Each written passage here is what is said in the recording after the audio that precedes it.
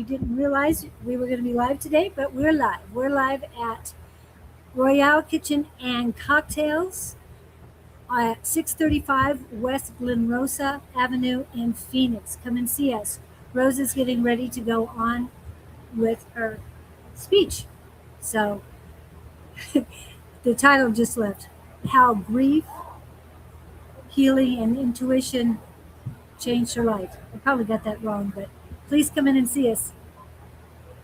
And I'm going to move that microphone and camera around so you guys can see what's going on. So, here we are. And please check out that billboard. There she is. How Grief, Nature, and Intuition Changed My Life. Here we go. Are you ready?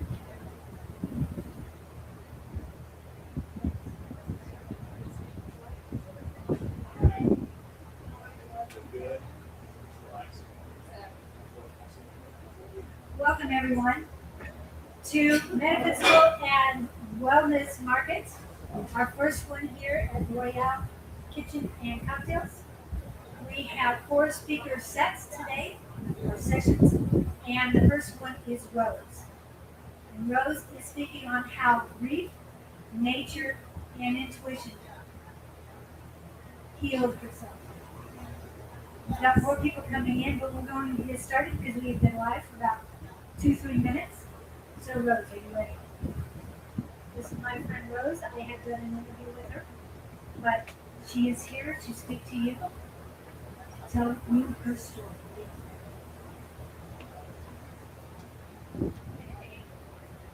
Good morning, everyone. It's so nice to see you all today. My name is Rose Elba Perez. I go by Rose, and I am a Sonoran desert herbalist and Pinal County Master Gardener. And I was asked to give a speech today on any topic of my choice. And so I'm going to talk a little bit about how grief, nature, and my intuition changed my life. So before I begin, I'd just like to ask everyone, has anyone ever had a season in their life where it completely changed their life? Has anyone ever felt lost, broken, sick, maybe unsure of their path? I think most of us have. So I never set out to become an herbalist. I was just a daughter who loved her father very much. He was really special to me. He was a strong, spiritual man, Gemini man, and a lot of people loved him. So people would come to our home to hear his stories, life lessons, and jokes, some dirty jokes too, but he was my hero. And as he grew older, he was in and out of nursing home facilities, hospitals, dialysis appointments, and being daddy's girl was really hard to see him decline. So one of the hardest times for us was when he decided to get his leg amputated because of his diabetes complications. He said that he was only doing it for us because he would have rather just died. I remember visiting him once over at the nursing home facility, and we noticed there was a great big red-tailed hawk on a post right outside of the nursing home in front of his room, as if it was protecting his room. And he was so fascinated by it. Although he couldn't see it from where his bed was positioned, he would ask us during our visit, is it still there or did it leave just yet? And it was just, that moment for us was just pretty special because we never thought that a hawk would have so much meaning. So months before he passed,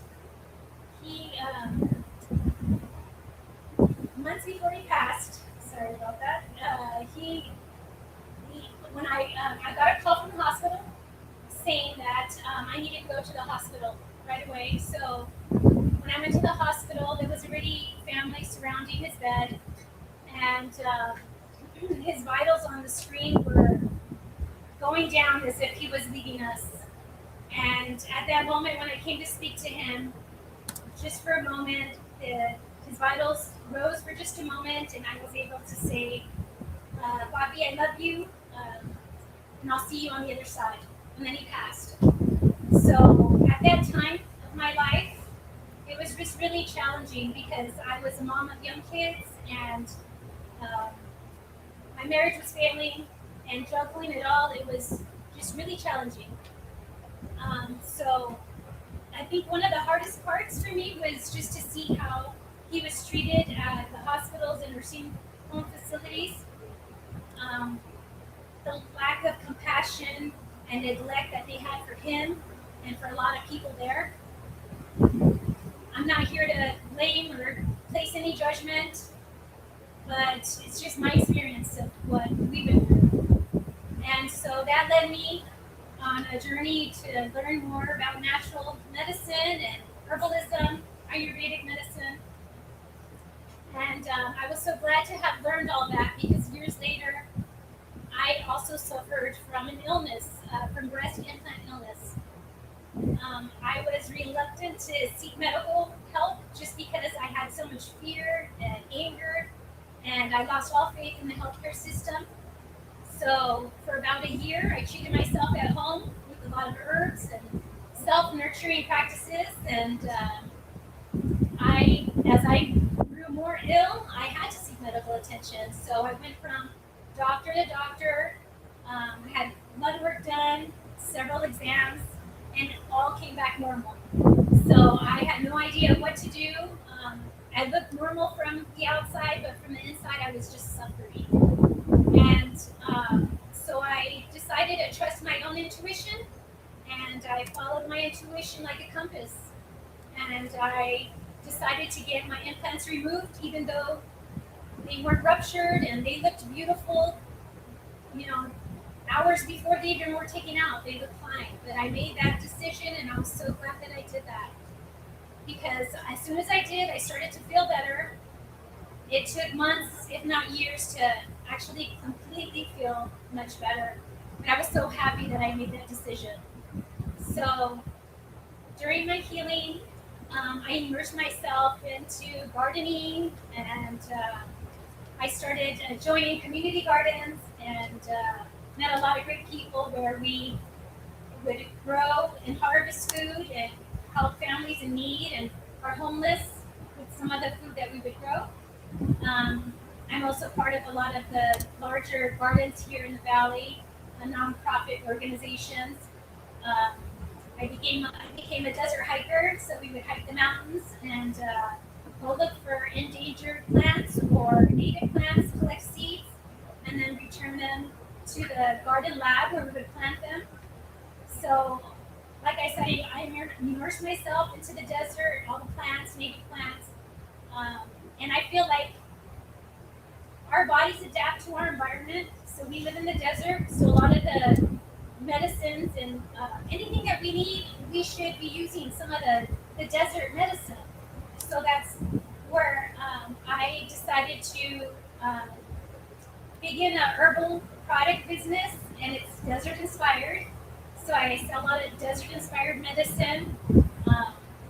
I make soaps, lip balms, custom tea, and everything it has to do with the desert. Like my base oils are made out of jojoba oil and all that great stuff that we need for our bodies. So I was inspired, like I said, from my dad. In memory of my dad, I named my company Chasing Hawks Botanicals. And so I'm just so grateful to have started that and to be around people that have been able to help me along my journey and learning through nature. It's really helped me and my family, my community. And I'd like to leave you all with 3 things that maybe we could think about and reflect on our own lives that'll help us. The first would be how important it is to take an honest reflection of our own lives. Are our daily choices hurting us, or are they causing stagnation to our goals and elevation? The point would be to connect to something greater than ourselves. So whether it be God or Creator, Spirit, nature, having something that we believe and having faith in something is really important for all of us so that we can connect and have something to lean on. The third would be aligning with nature's medicine.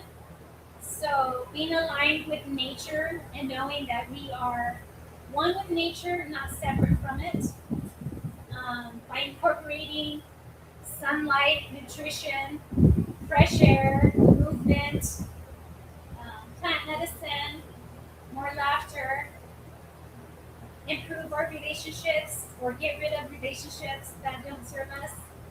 All that great stuff can help us really grow and heal.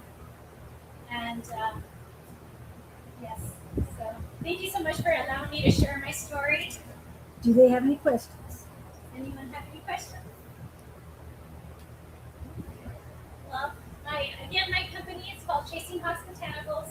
You can go on chasinghawksbotanicals.com. Contact me if you have any questions or need any help. If you want to join any of the local community gardens, or I have a lot of contacts, or if you have questions on plant medicine, I'm here to help you all. So.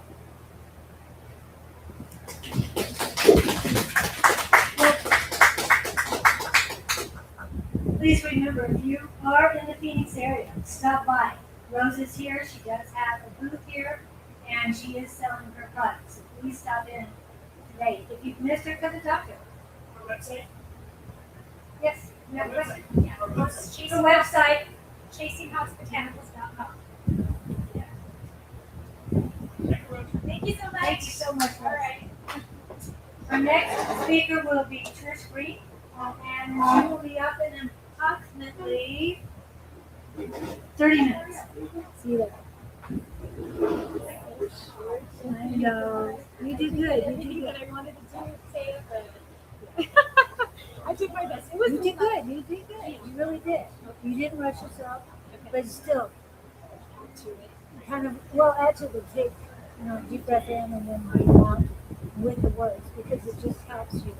Okay, ground in, blow out the toxicity. Okay, here we go. okay. You want to practice better. Right, and your information you got is great.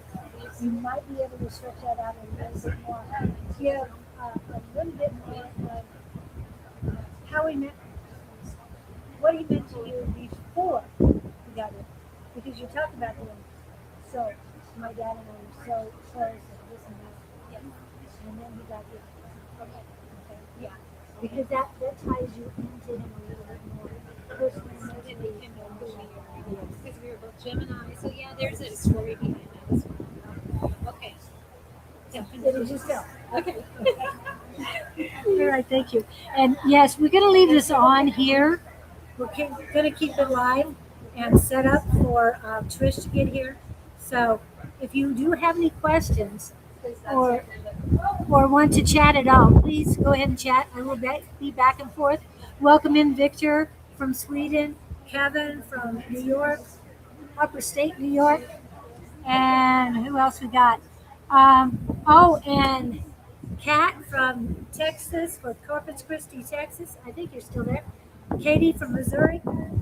Yeah, we're all over. So I appreciate you coming in. Please share, like and share this so that everybody can come in.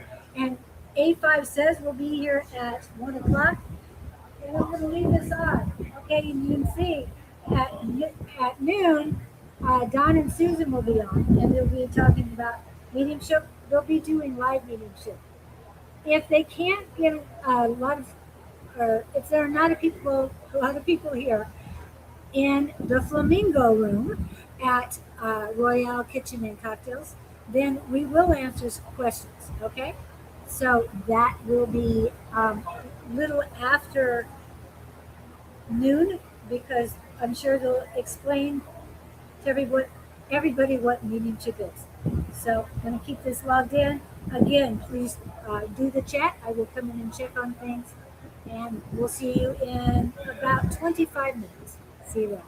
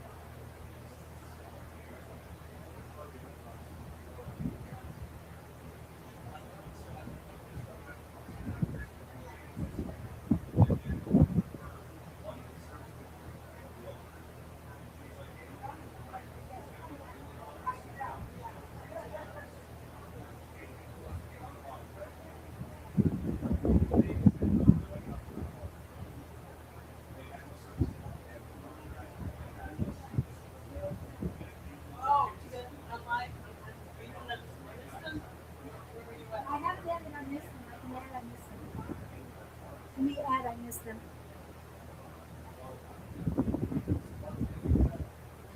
I'm going to add, I missed them. So if you guys aren't on there yet, please go to I missed them when I get it changed over. So, and Trish is here with me. You can come in and talk. You don't have to be seen if you don't want to be seen. She looks gorgeous today, by the way. And she looks really good next to you can bring the chair around. One chair has the extension cord, so it's not really good at that. Okay, I want to add, let's see, Instagram. I got to work on Instagram. And we are now live. It says offline right now. But hopefully we'll get, yeah, we're streaming and I missed them. Here we go. All right. We are cooking with gas, as they say. I will get Instagram working as well. But you guys will see back in the studio while we're live. So we can't see anybody right now. Oh, and Echo is here. By the way, I'm looking at Instagram and I see Echo. So Echo is here. Live video. Audience is public. Well, I won't know if I'm up there. I won't know the time. Well, I'm You'll- gonna be here. You'll Yeah. Let me know, like I have no. When I'm talking, I don't even know. Yeah, and you just keep talking. Okay. And I'm going to turn around and look at you in 5 if you got 5 minutes in there.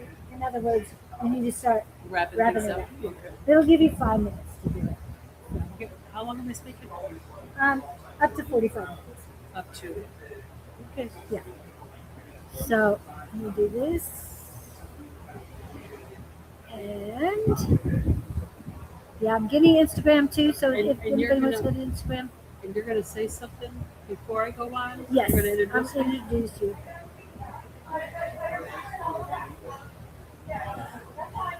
Control V. Save it. Okay. We are now on Instagram, everyone. So Instagram, I miss them. Love Riot Warriors, and Communication Connections on YouTube. Love Riot Warriors on Twitch, and Love Riot Warriors on Instagram, and on Facebook. We're on I Miss Them, my personal page, and Love Riot.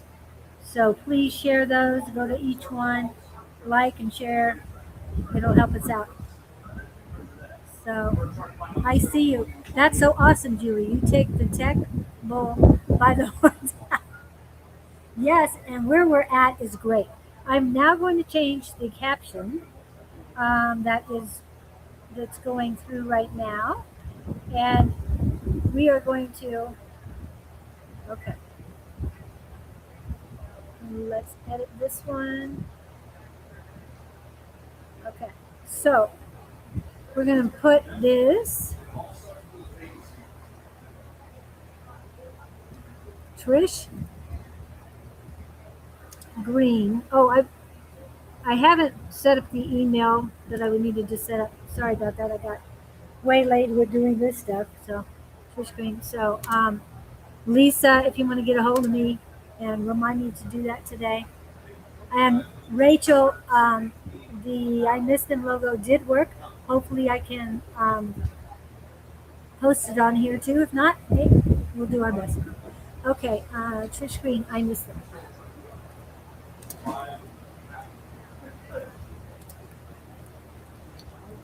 Love that. What? Yeah, that is her favorite. That's my favorite.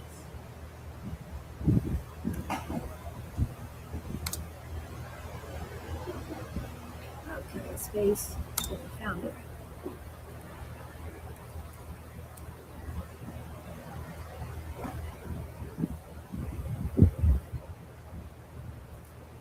Backspace. ER. Save.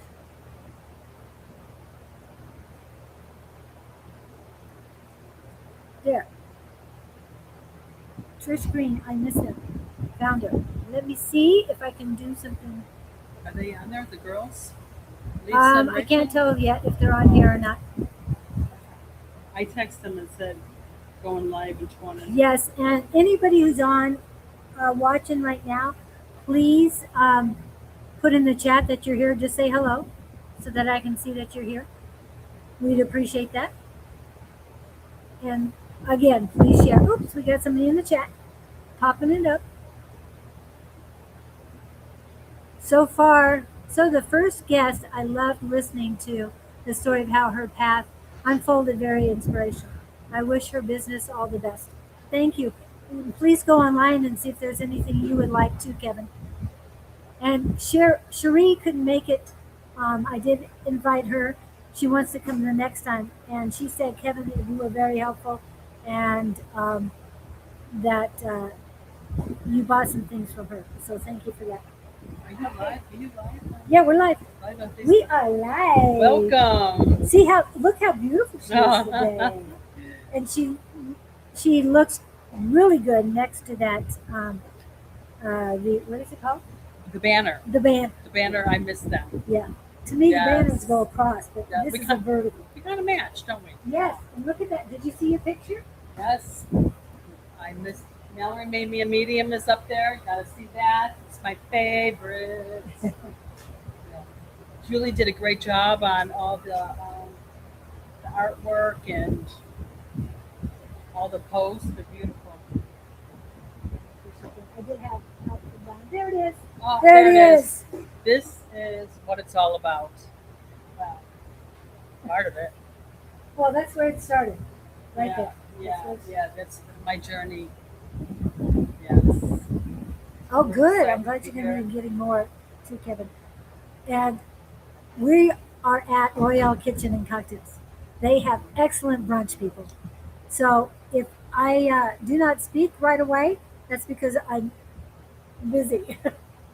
But I'm going to grab brunch and a cocktail. Yes, it's called a mocktail. Oh, I was excited when you said a cocktail. I was You can going to get say a cocktail over there. I think I better talk before I drink. That's what I was hoping for Rose too, that she would. But you would never know that it's a hot summer day here in Arizona with the fans and the misters. It's really, really very nice. nice in Very here. nice. Very nice. Yeah, definitely not too hot. Yeah.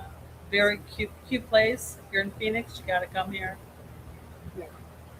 It is a great place, and when you do get here, tip your waiter, waitress, the bartenders.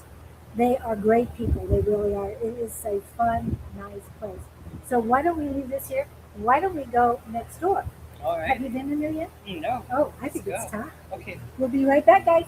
Thank Enjoy the light show.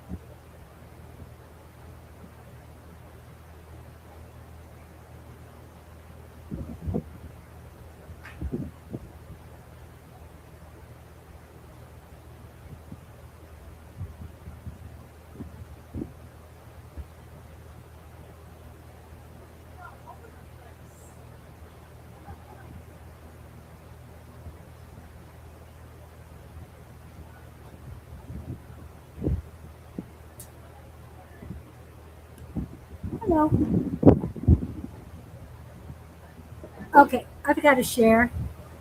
This is a mocktail. It's called Blackberry Breeze. Wire wrapped local. What do you say? Can be like East Hollywood. Okay, get host selfie stick. I probably will do that. But right now I'm on my laptop.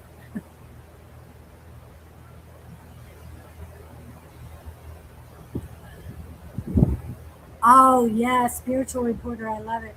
Instead of what the people are wearing in fashion, it's like I see you have a beautiful labradorite pendant. Well, my pendant today is called Blossoming Jewel. Since my nickname is Jules, it's Blossoming Jewel. I will be back. I did order food. I won't eat in front of you, I promise. And for those who want to know, it is a egg white brunch. It's just fabulous. I've had it before. I've been here at least once with it. I'll be back. We'll be back in a few minutes.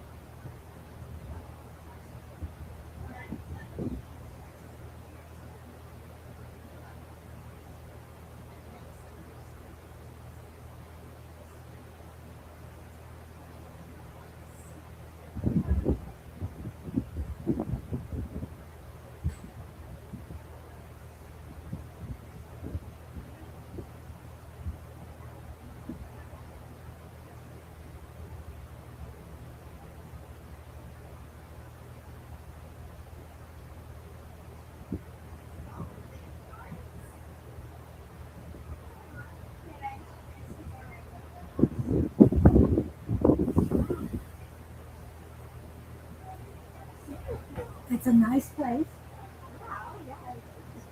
They have drag brunches tomorrow. They have what?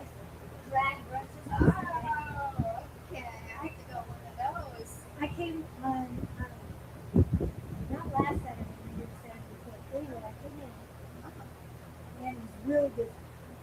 I'm going, Let's go. yeah, we did this for Saturday. Yeah, that's for Sunday. And over the partners, we have a special, drag brunch. And a very tall,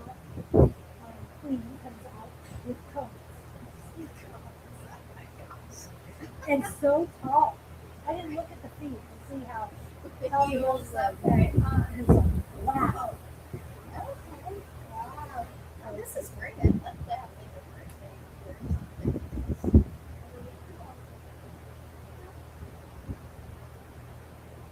Yeah, and Don's thinking about doing some mediumship, platform mediumship or something. For dinner, Wow. Yes. dinner thing. That would be really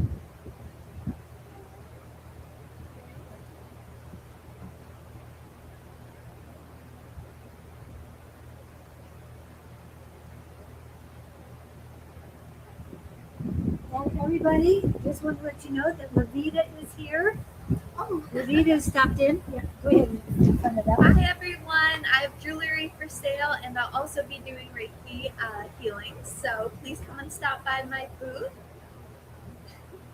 At Royale Kitchen and Cocktails, 635 West Glenrosa. No, bring it back to us. Some just spiritually speaking. Yeah, this is the blackberry breeze with mint in it. I love it.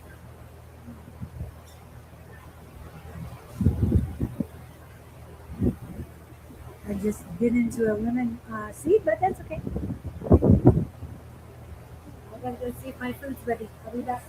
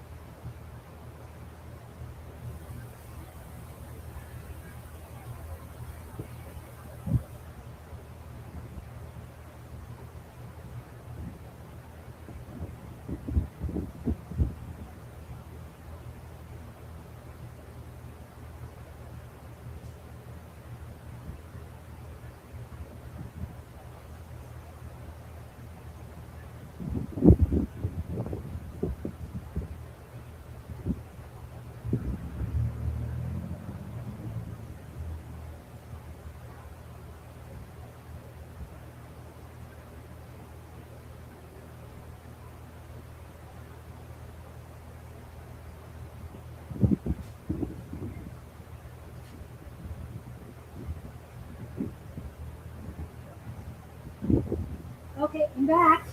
I know you can hear me, but I'm coming around. Okay, it's here. I haven't looked at it yet. Oh my goodness. So it's a white, oh my, it's hard to see it. It's a white egg scramble with two what is it? Multi-grain toast, or one slice of it, cut in half, hash browns, and a salad. Yes, a salad with your breakfast. I love it. Just reminds me of the Czech Republic. I always had a salad with my breakfast there too. But instead of a blackberry breeze, I had a small beer. That's the Czech Republic. Okay, so it is time again. Oh, something's going on here. Yeah, I will. I'll call you. But you don't have to go far away. And for those of you who know us, Miss Linda is in the house. Hi, KK. You can come say hi on camera. Yeah. You want to say hi to everybody? KK is in. Yeah, Kevin is in, Victor is here, Katie is here. So yeah, we got a few people in. Hey guys, how's it going? That's Miss Linda. Recognize me? Here I am. Thank you guys. Okay. Oh, how do you work this?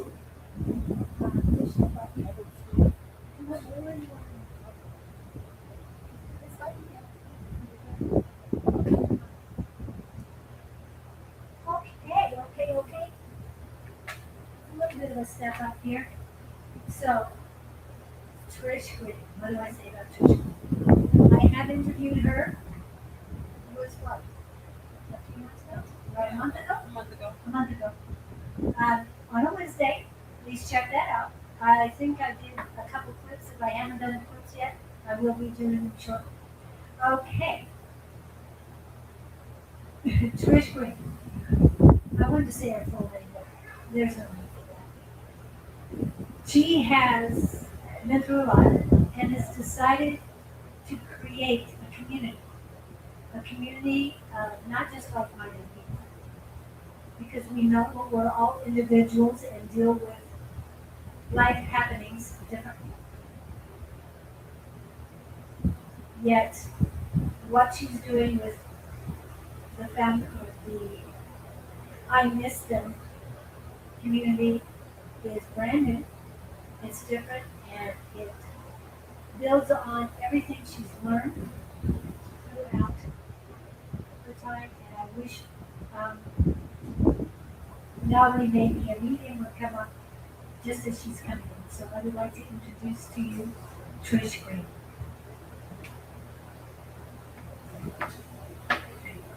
Testing.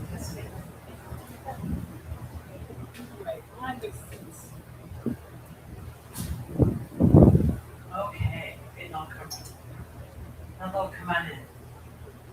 I'm Trish. And I'm going to start with I miss them, and I'm going to end with I miss them. And here she is. This is the reason.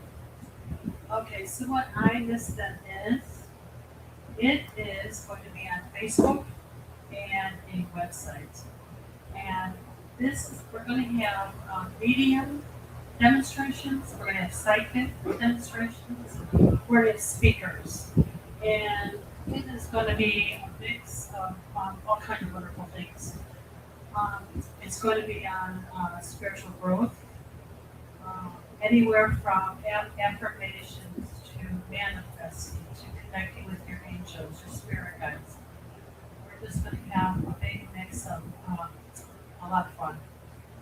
And yeah, it's free and it's fun. So there's no excuse not to join. And we're also going to have different groups. So this is a brief group and beyond. So the brief group, I will be having something for someone that lost a child, because that's my story that you'll be hearing. And there's some of us that lost a husband. I have not, but there's some of us that, so there's going to be a group for that. And any time somebody lost their brother, she'll be having a group for that. And then there's going to be other groups, I call them the learning and growing groups. And that is going to be, the first one's going to be astrology. And it's all on Zoom and it's all free. So, and I'd like to get one started on Ascended Masters, learning and connecting with them, working with them. It's pretty exciting stuff. So we're gonna as we go on, we're gonna have different groups grow. So how it all started, and I know everybody has a story. Everybody has something in their life that made them who they are and created what they're doing, who they are. And my story started very young. I was in grade school and my mom took me to seances. So here I am in 7th grade, 8th grade, going every Monday night to Ruth's, go to see seances. My mother had a group of friends that were psychic mediums, channelers, all the above. we're going to the churches and singing, and that opened me up. That changed my world because I was fascinated with the spiritual world. Just fascinated. I thought that these women were so gifted, that they were so lucky to have this gift. Find out later, you can all do it. I didn't know that then. This is before internet. So moving forward, got a little wild in my young days. Did some partying, got married, had 3 kids, but it was always in me. That always was in me. That fascination with the spirit world. So then one day I had 3 kids, and I was a single working mom, busy, and my youngest, Mallory, got addiction. It crept up. There's a movie called Dope Sick. If anyone's familiar with it, my daughter was caught up in that whole situation of the doctors prescribing opiates, and all of her friends and all were doing pills, and I didn't quite know what was happening. I was busy, and then one day I knew something was wrong, and I tried to stop it. It was a train. I couldn't stop it. And for all of you parents out there, when you have a kid, you think you can just solve everything. But every problem comes your way. My love will take over this. And so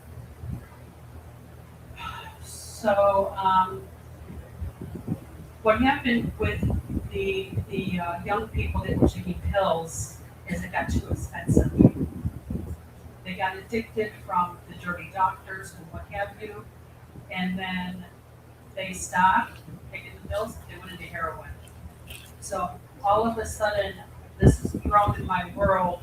I'm a daughter of a heroin addict, and if anybody knows someone close with addiction, it just takes you over. It just takes you over, and you feel so lost.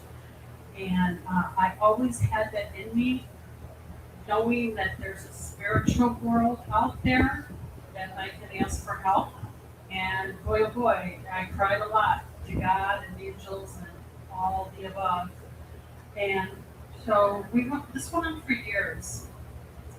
So what happened was Anderson Cooper had a show, a daytime show. He had it on for 2 years.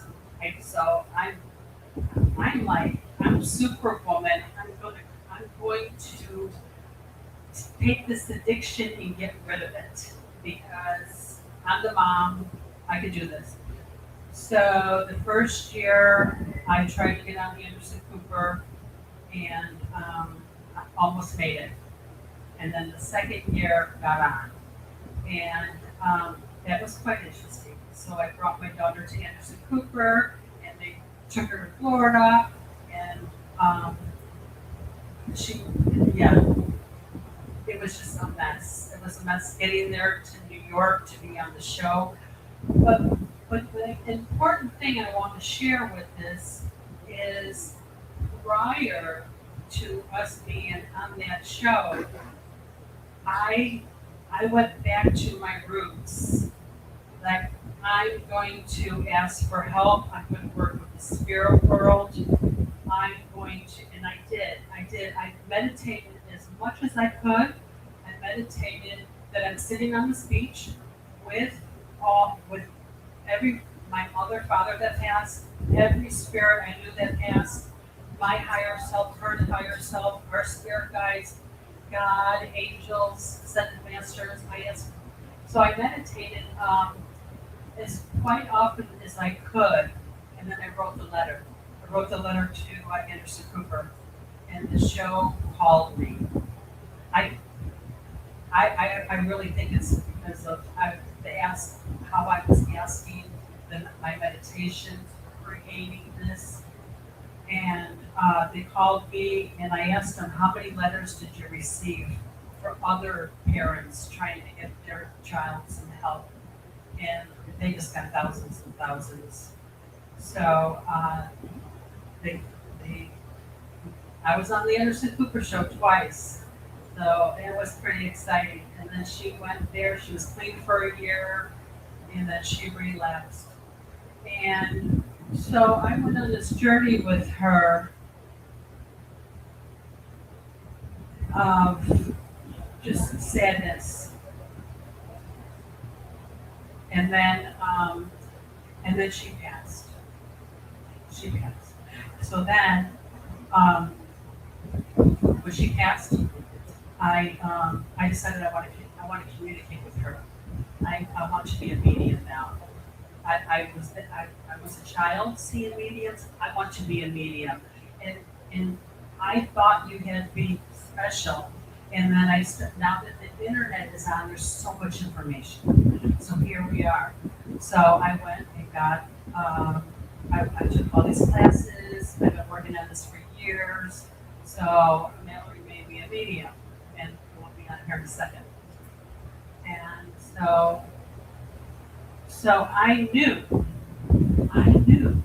that I had to do something with everything that I went through with my daughter, the addiction, losing her, something. She was my purpose when she was alive. Now my purpose is still her, but in a different form. So here I am, starting this new adventure with I Miss Them. And I Miss Them is helping people. And it's funny how we can touch lives and maybe not even realize it. And so what this is, I Miss Them, is people helping people. And I know, someone said to me the other day, what is it for you? What are you getting out of this? It's free. I'm not getting anything out of this. What I'm getting out of this is we're helping people.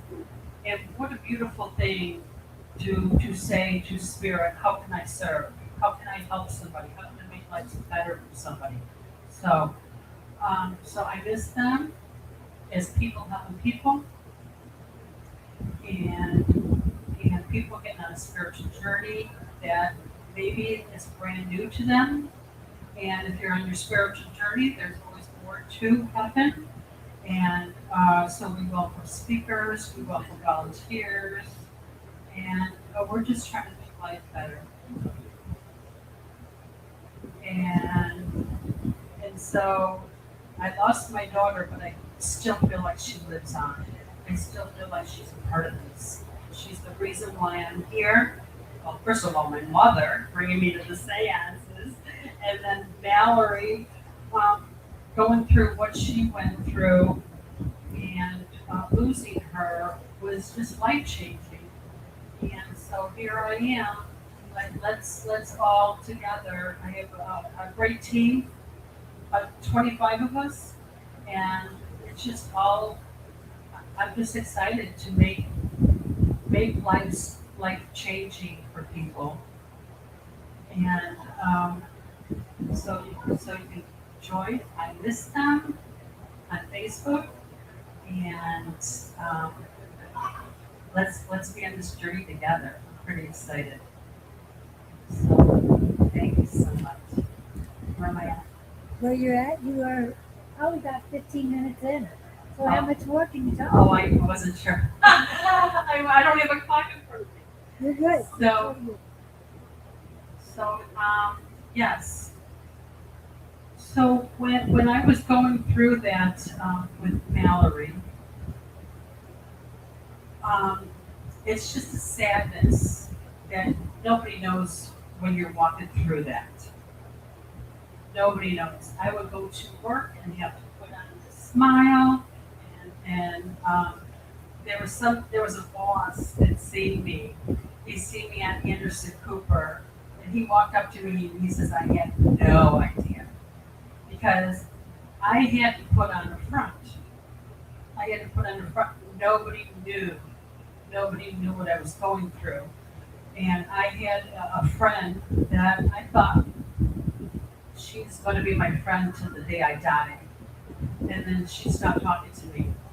And then after Mallory passed, I got a hold of this friend. I said, what happened?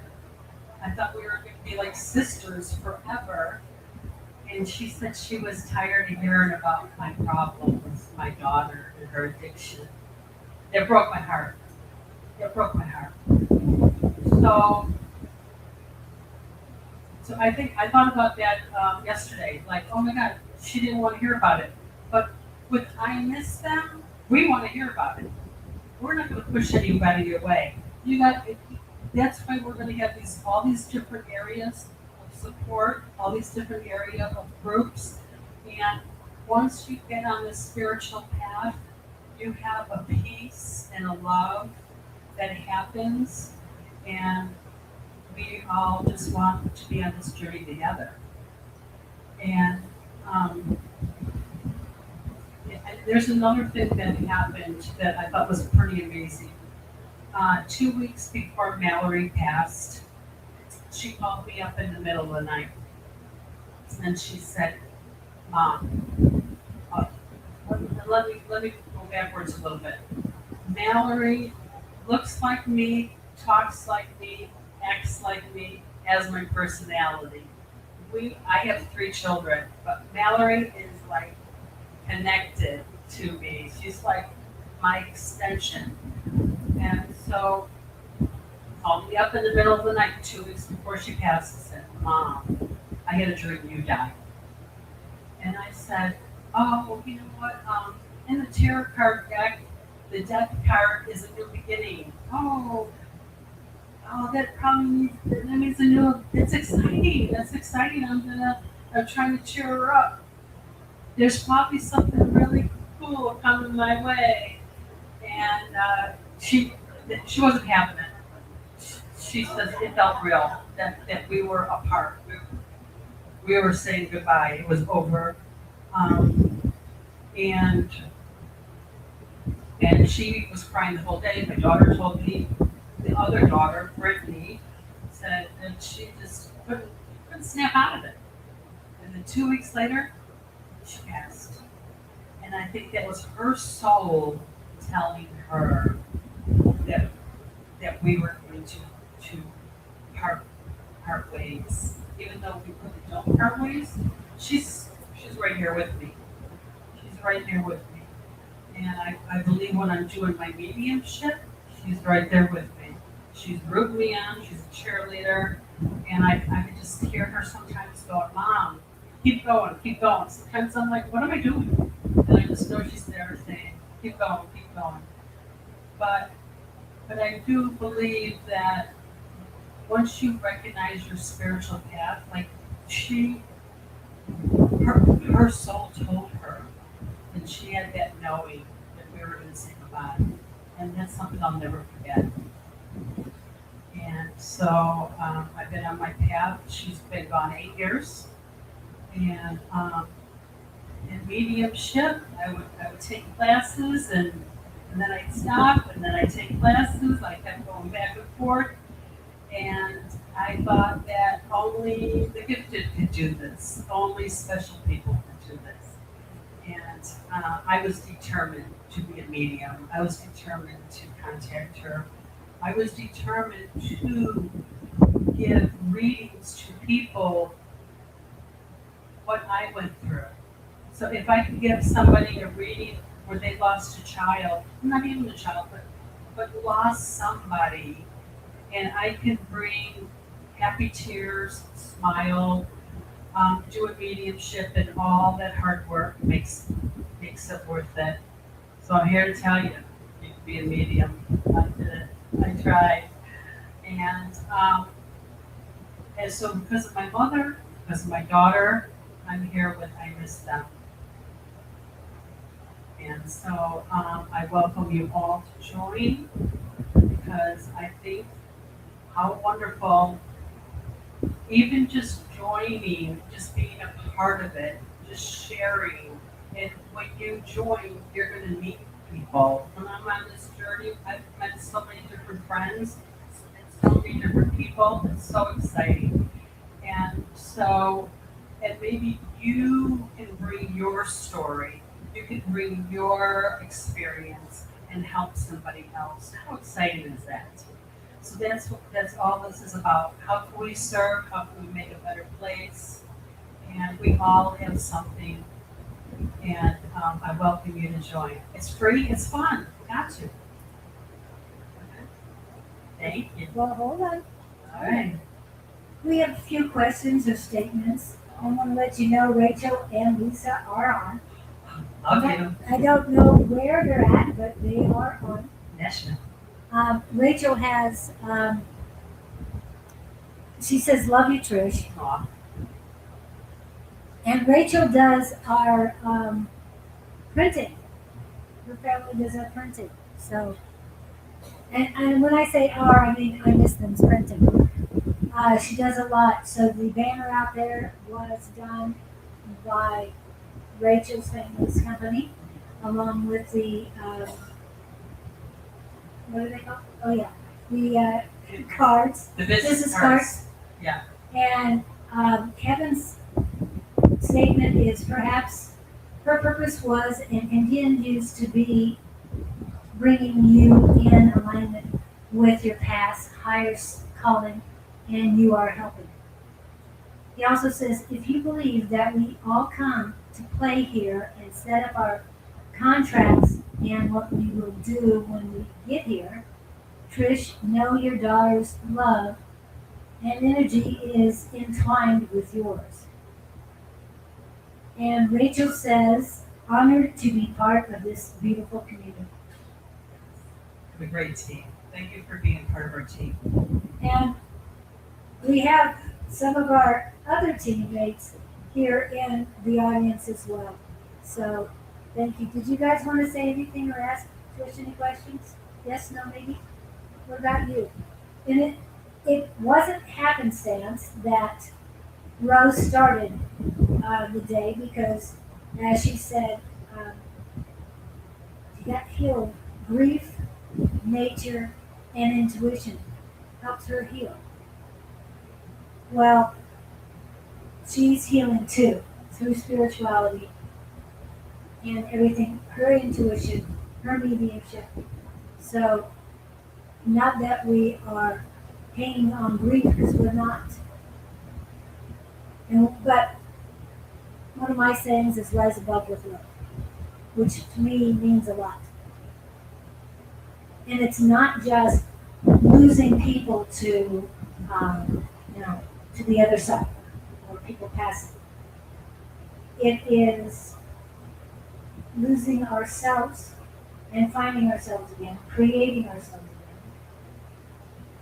again. It is getting over the loss of the best friend, because not only were you dealing with the grief of now his passing, she stayed with you. Her love stayed with you. But your friend that you thought you would be forever sisters. You keep looking by. I know I'm like, is Valerie coming up? She'll but you also lost a friend. Yeah. In your grief of a daughter. A friend left your circle because she could not handle the fact that you weren't devoting your time to her. Yeah, she was tired of hearing my problems. I had a daughter that had addiction. Sad as that. And now we're here for each other. The Yeah. community is building. And you have people in what is it, Mexico? Yeah, we have people in Cancun, Mexico. We have somebody in Australia that's time difference is kind of hard. We have some people in Canada that's a part of this, and we got some people in Europe, the UK, Belgium, Ireland. How exciting! So we have people all around the world. grief is 8 years old with Mallory, but it never goes away. But you're doing it differently now than when you started, correct? Oh, Your grief is different. like I didn't. Yeah, the first few years I didn't care if I lived or died. Now I'm living for her. I'm living for her. Yep. And you know we'll be together again, and we're still together in a different way. So I'm just knowing what it's like, and just telling people this is a grief group and beyond. You don't have to I just lost somebody last week or last year. This is so much more. So I'm excited about it. And I thank Julie so much for being a part of this.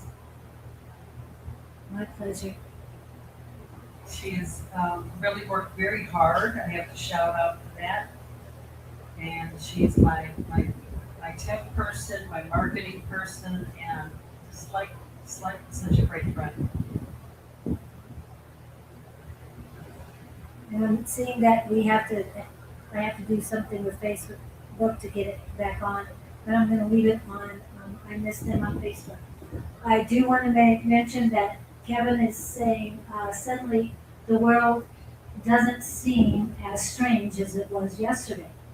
Make no mistake, what is happening, I think she is beautiful.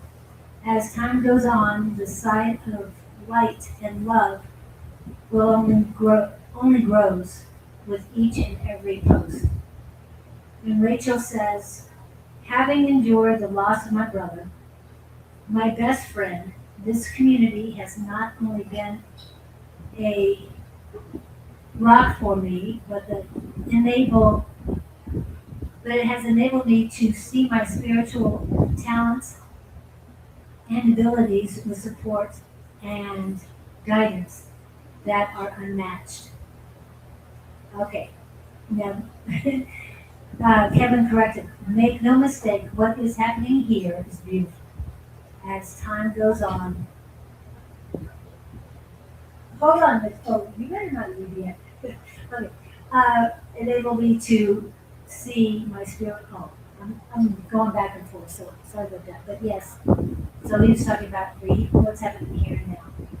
And I want to let everybody know that A5 says is in the house. Angie's in the house. Angie is in the house. So want to make sure you guys get here at 1 o'clock. Now we're supposed to end at 2 for the speakers, but don't expect that when it comes to Miss Angie. I'm just saying. I'll do my best. And I tell you, and I've said this a couple times this week, comedians have nothing on this lady. When it comes to ad-libbing, yeah, nobody has anything on Miss Angie.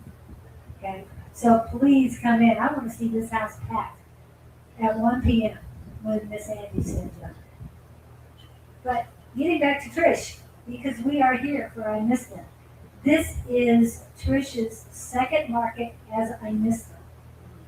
And she would love to be doing readings and other things, but she is here for one reason, and that is to build the community.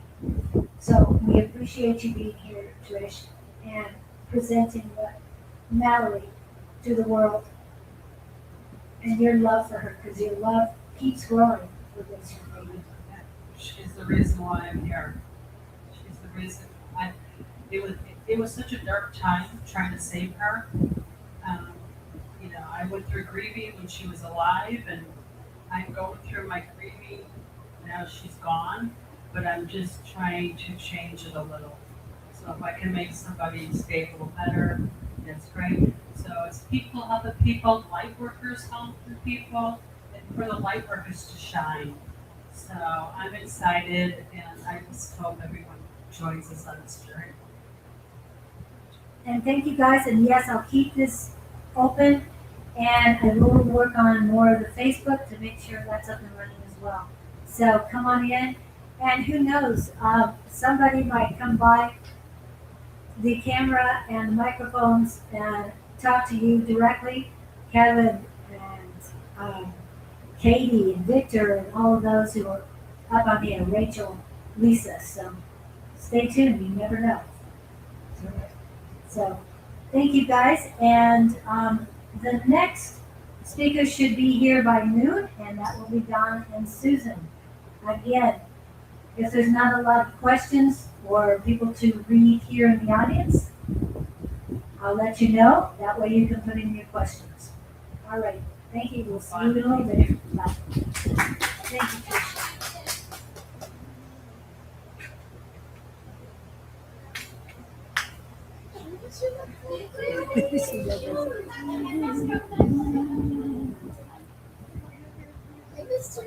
Hello. Oh, you look so springtime and pretty. And you looking That water over.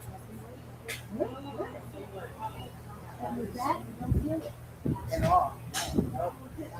It's really good. Like, as soon as I like love it, I don't every week. And there she is. You told me to use 856, so I changed I love it. odds and I said 859. I love it. I love it. Oh, Donnie number that. Yep. I just bought these. And you been in that place yet?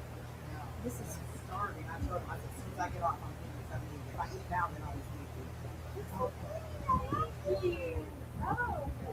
I didn't even ask her.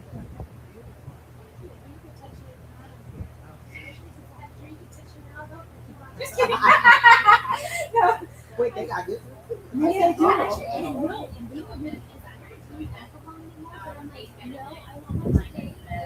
Pretty strong. I would just, yeah, they make it pretty strong. And I forgot what I was going to say, but it was great. Oh, good. And with practice, but yeah, it was kind of like a little nervous. And yeah. And parking wasn't bad. I just went down there by the church and walked on down. I think maybe in the fall time, like Trish was saying, it's going to even get kind of better because it's like hot. Is this live all the time? Yeah, it's not. You want to say hi to Kevin and them? With the microphone? No, you don't need it. You I just need- talk. Hey y'all, how y'all doing? Who is it? Kevin, Rachel, Katie. is Katie. here. Oh my gosh, y'all know I love to talk. I'm at 1 o'clock and I got so many stories. I don't even know where to go. Wherever I start with childhood, where I start menopause. I got so much to tell y'all. But come on down here and have a great time. Sherry Berry's here. Hold on, I'm gonna show y'all the tea I just got from Sherry Berry. I love leaving this on because it's almost like candid camera. Anybody can talk. Oh yes. Listen, I just bought these teas from Sherry Berry. They're only $15 a pack. I got the detox tea. No, this is the immunity boost tea, and I tasted this one. It tastes really good, and I'm not a person who drinks tea with out like some sweetness to it. And this was very good. You can even take a sample of it. So immunity boost, and when you get your tea from her, she gives you a reading, like whatever you need in there, she'll tell you. And then I got the detox tea because we all need the detox. And then I got the meditation tea with the blue lotus in it because who doesn't want to connect higher to spirit? So I got that. And then she's making me a menopause tea because baby, them flashes is like boom, boom, boom, boom, boom. Listen, I think the Lord just be all on my back. Like, listen, you're talking too much. So he just turned the heat up and I'll just be like on fire. And then once I tone it down, he turned the heat down. But anyway, y'all, come down here and get some teas from Sherry Berry. Miss Linda's here. Monique's here. Rose is here. Everybody's here. It's so good. It's like a little mini reunion with everybody. So come on down. Kev, I know you can't come down, but I'll try to tell some jokes on stage that make you. You might have some horse jokes. Exactly. Give me a good horse joke, Kevin. Give me a good horse joke. But how are you guys doing? And the weather's nice today. It's not too hot at all. I walked down here from where I parked, which wasn't too far. And parking is ample everywhere, just all up and down the street. You can walk right down here. They got alcoholic drinks over there. So as soon as I get done, I'm going to go over there because if I get alcoholic drinks before I get on stage, you might get Andrew Dice Clay and not 856. So I'm going to. have the drinks after. But it's just good. It's just so many people down here. There's another lady who's doing soul readings. She said she'll give you 15 minutes free if you just want to try it. So I'm gonna go over to her and see what she's talking about. And then, Lavita's here. Has Lavita been on camera? No. Oh, no, Lavita's she here. might have been on camera for a minute. Yes, Yes, Lavita's yes. here too. And I just love Miss Lavita. And she's a realtor now. So y'all come on down here and see Miss Lavita. And is Scott here? Scott hasn't been here. He was supposed to be here. Oh, okay, yeah. Because I saw his name on the flyer. So maybe Scott will come in and Gabe will come in. And then it's just so many people here. Y'all guys should just come on down here and see what we're doing. We're having a great time. And the food looks good. Miss Julie has food. Monique has food. I'm gonna go over there and see what food they have over there. But I won't eat it till later because I don't want it to be stuff in my teeth and have my little libations. I have that after. But and then it's so breezy in here. Yes. Like the fans that they have going on are nice. The spot where Sherry Berry is, she's right under all of the mist and everything. So her area is nice. So you guys would definitely enjoy it if you come down here and see what we're doing. We can share this on our page. We can. This is live on Don's page, right? I don't know. I sent it to him. I sent the link. So I saw it. I think I saw it. So I'm about to share it on my page too. Hold on. Let me get my page on. okay. I mean, I can send you the link and you can be part of it too. Oh, sure. Yeah. Okay. Aren't we having fun? We are having a good time. I think I got Don's link. That's how I saw it. Okay. Sherry Berry was like, "Why aren't you here?" I was like, "I just parked." She said, "I must have felt your presence." I know. Yeah, I said, when did you please give her a call or something? I Tell her why was that. getting here as fast as I could. I changed 3 times, y'all. 3 times. You look very Angie5. comfortable. Thank you. ANGEE. Right there. Oops. Oh, put the G back. G. Oh, it went off of it. Oh, come on. Right there. Go ahead. There. Okay. Yeah.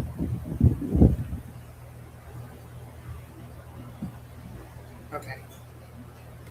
It's on its way. But before you get to the studio, add your. Okay. Yeah, I thought I Come on, said this. send Let it. me see. Send it. Go ahead. Send. Doesn't need a subject. You know what's going on. And I just love all of these. I I'm do. glad They you could turned do out that. so great. Yeah. Oh my God. Now, oh, that's nice too. She wanted deep purple, and I said, okay, we'll do deep purple. Not deep purple, the band, but yeah.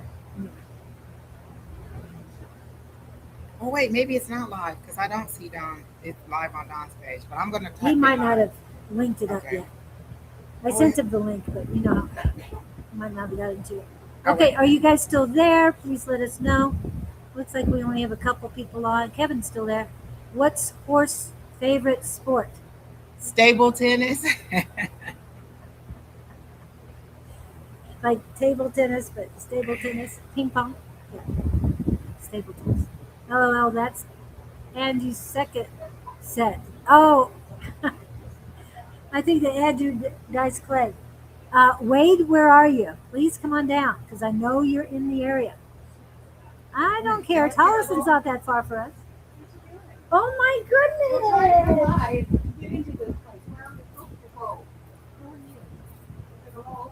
Yes. Oh my goodness! Yeah. Glad to see you guys. I'm so glad you made it down there. I've been asked to put you on the interview.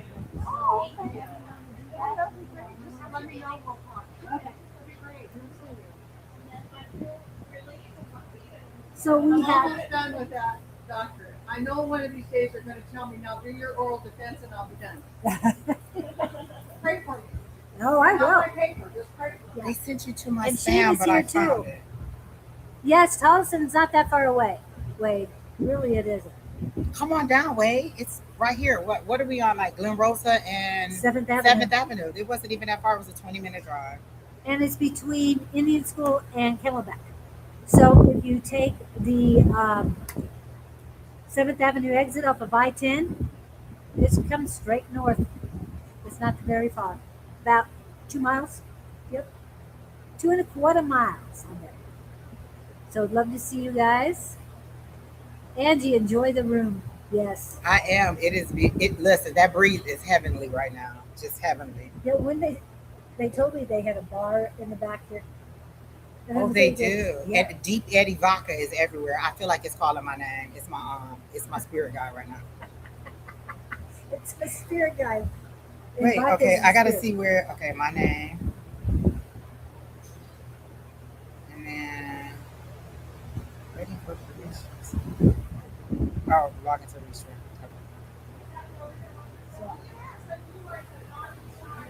So Shane was here. Rachel from Everything Just Rocks was here. Well, she has her own Elm Spiritual Center now in Gilbert. So we've got a lot of people down here today, and a lot more people coming in.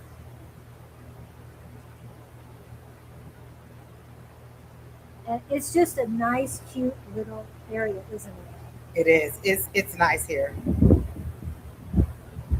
And even The traffic isn't too bad. It's really nice. and we do have some areas in the patio that are direct sun. However, we put up 3 canopies and they're covered. Oh yeah, It's it is. Like I said, Sherry Berry is in the perfect spot. There's a nice breeze coming through. She has the misters coming through. Everything is perfect.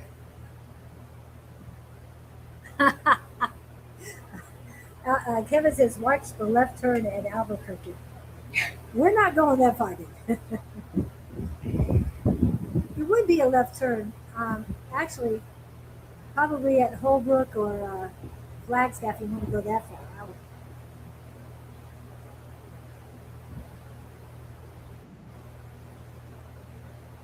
Oh wait, add channels. Let me add my channels. Yes, please. Oh Lord, they're making me log in. I don't know any of my stuff. Let me see. I always redo my password so that Lisa can do it. Why do you need to do that?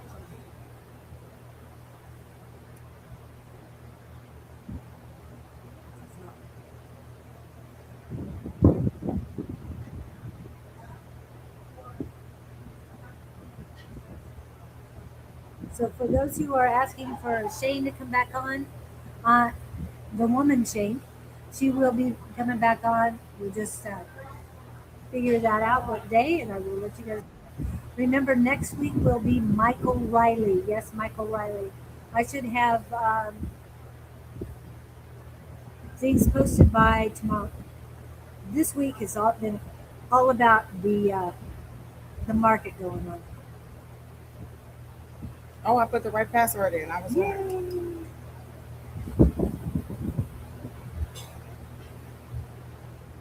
Oh, you're on. See, there you I are. don't even know what I did. You're there. Look, it's asking me all this, and I don't know what I did. Hold You're on. already on. Hold on there. Oh wait, that's right. Oh, that's right. Connect. Oh wait, no, not that one. Okay. Is everything on? Oh wait, there it is. All right. I just put it in. She's in the studio, so she is here. This way. Hey, there's Miss no feedback. Bonnie.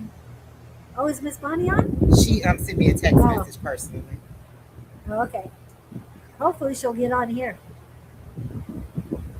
Let me It's mute my magic, mic so it Angie. won't be so echo. That's what Kevin says. That's why you got lost. LOL. If Bugs Bunny taught me anything, it really looks breezy and cool on the cat beds. All right, all y'all that are now on my pages, I'm at the Sonoran. What is it? Well, it's called Metaphysical and The Wellness Metaphysical. Oh, there it is. Look, it's right there. Metaphysical and Wellness Market. We're on Glenrosa and 7th Avenue. It is so nice out here. There's vendors everywhere. Sherry Berry is here with her teas. And I just showed you all the teas that I got from Sherry Berry. La Vita's here. Rose is here. Miss Linda's here. Oh my gosh, so many people here. Miss Julie's here. Don's. I haven't even seen Don. Don Where's is- Don? He's running around doing I all went kinds of looking stuff. for it and I couldn't find it. I saw Susan. She's giving a reading, and her whole group. It was a group of ladies. They was sitting there Yes, like like what? 3 of They them. was paying attention to everything. And Miss Susan was boom, boom, boom, boom, boom, boom. Y'all need to come get a reading from Miss Susan. Like I said, there's a lady here who does soul reading. She'll give you a free 15-minute little session. And then y'all come on out here so I can do my show at 1 o'clock. And Don and Miss Susan about to go on at 12 o'clock. So we need an audience to talk to. So y'all come on down here and at least come sit in the audience. It's free. Free 99. You can't beat free. Just come on out here and sit in the group, okay, y'all? And I changed 3 times. Y'all need to come see my outfit. And I got shades. Wait, y'all look at my shades. Hold on. Oh. See, I brought my shades too. See, y'all come on down here and see me. But we're having a good time. And did I tell y'all? I didn't tell y'all on my group, but I told y'all on everybody else on Miss Judy's channel. They got alcoholic drinks over there. They got good food over there.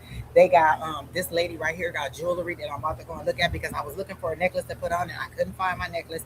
So I'm gonna go over there and see if she got a nice little necklace for me. And then what else? Oh, there's Don way over there. He don't know I'm here yet, so he'll probably be in soon. And everybody looks so pretty. Everybody's having a good time. So y'all come on out and have a good time with us. And there's a tall drink of water back here that y'all don't see. Y'all need to come see him. I think he worked in a restaurant. He tall. Y'all need to come see him too. But it's a good day, y'all. Y'all should come on in and have a good time. Y'all know I love to talk. Miss Julie don't put me on at 1 o'clock. We're gonna be here at 5 o'clock, and I'm still gonna be talking.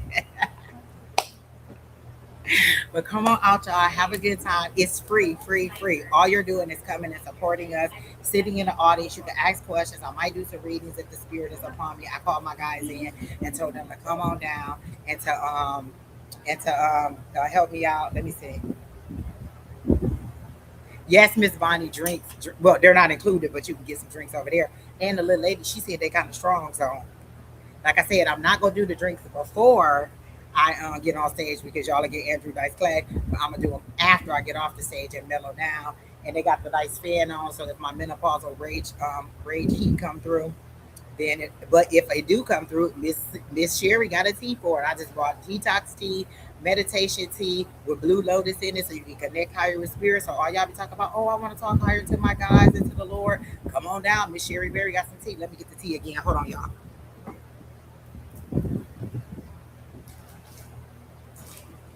They in these cute little packets right here, Miss Sherry Berry makeup. They only $15, y'all. And this is personally made. And when she makes your tea for you, spirit tells her what else you need. So I got the like I said, the meditation tea. This is the one with the blue lotus in it. And me and Lester were talking about this the other day. That's the one that gives you the connection to spirit. And then she made me the detox tea with the dandelion root and the burdock root. Lester again told me I need all that stuff, and everybody else was telling me that, you know, you get, oh, you need so many supplements, you need more supplements than you need food.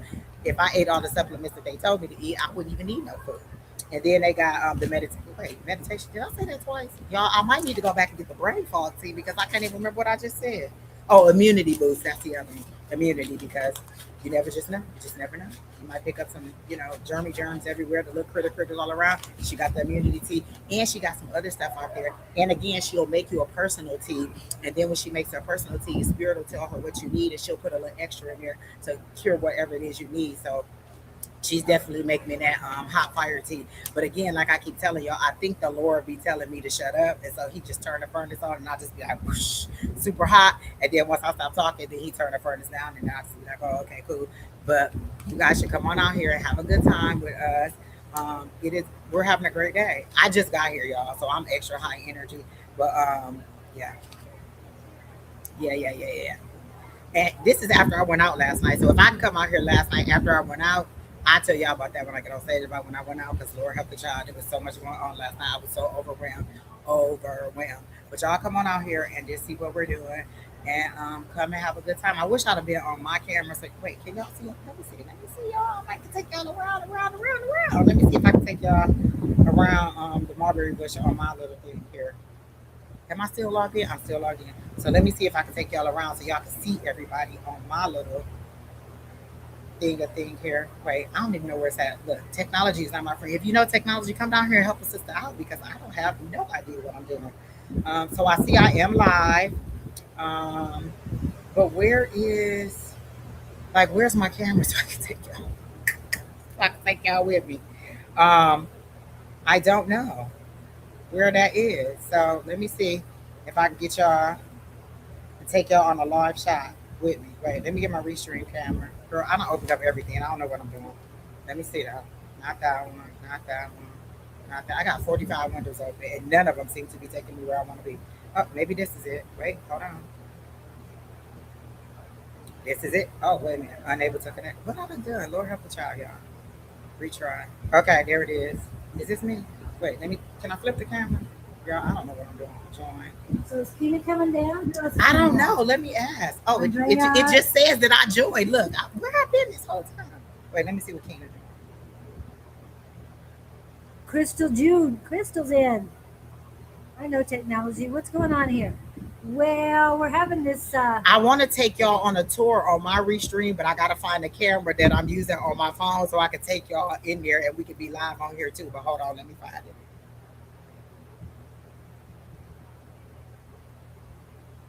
I'm texting Kina, y'all, to make her feel bad. You so were on here, but what happened to it? I don't know. Wait, I think every time I close out the window, let me see. Does it make me join again? Oh, see, it keeps saying connected, so I'm going to keep the window up. Okay. Am I back? Not yet. It says connecting, so I'm coming back, y'all. Oh, I turned the mic off too, so it doesn't be echo. There she is. Oh, there I am. Hey, y'all, I'm back. Okay, so I'm going to leave the window open. Okay. But let me see where my camera at. Is it facing me? Oh, there I am. Let me see. Can I flip the camera? Let me see. Should be able to. Front facing. Oh, back facing. Oh, wait. I might have to. Bam. We got action. Let's go, y'all. Yes. Thank you so much. All right.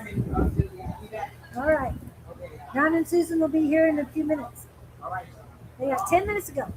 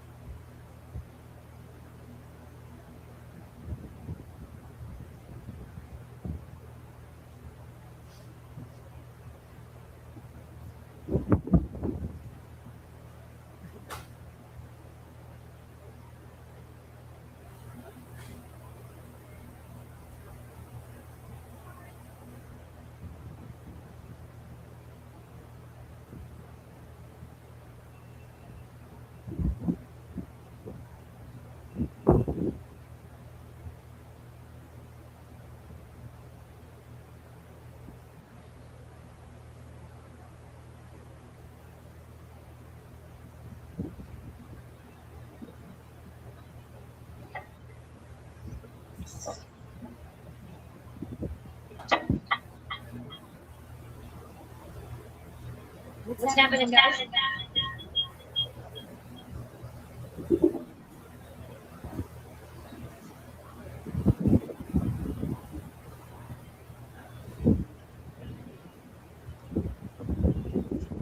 I'm sorry.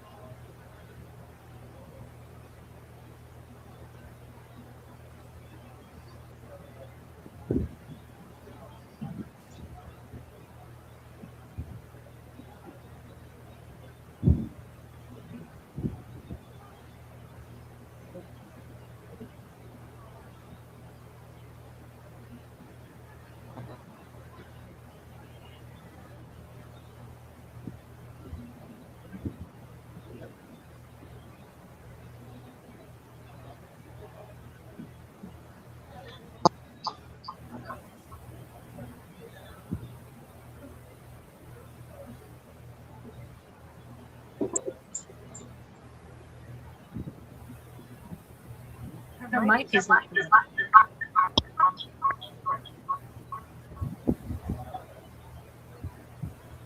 I think it's glitching.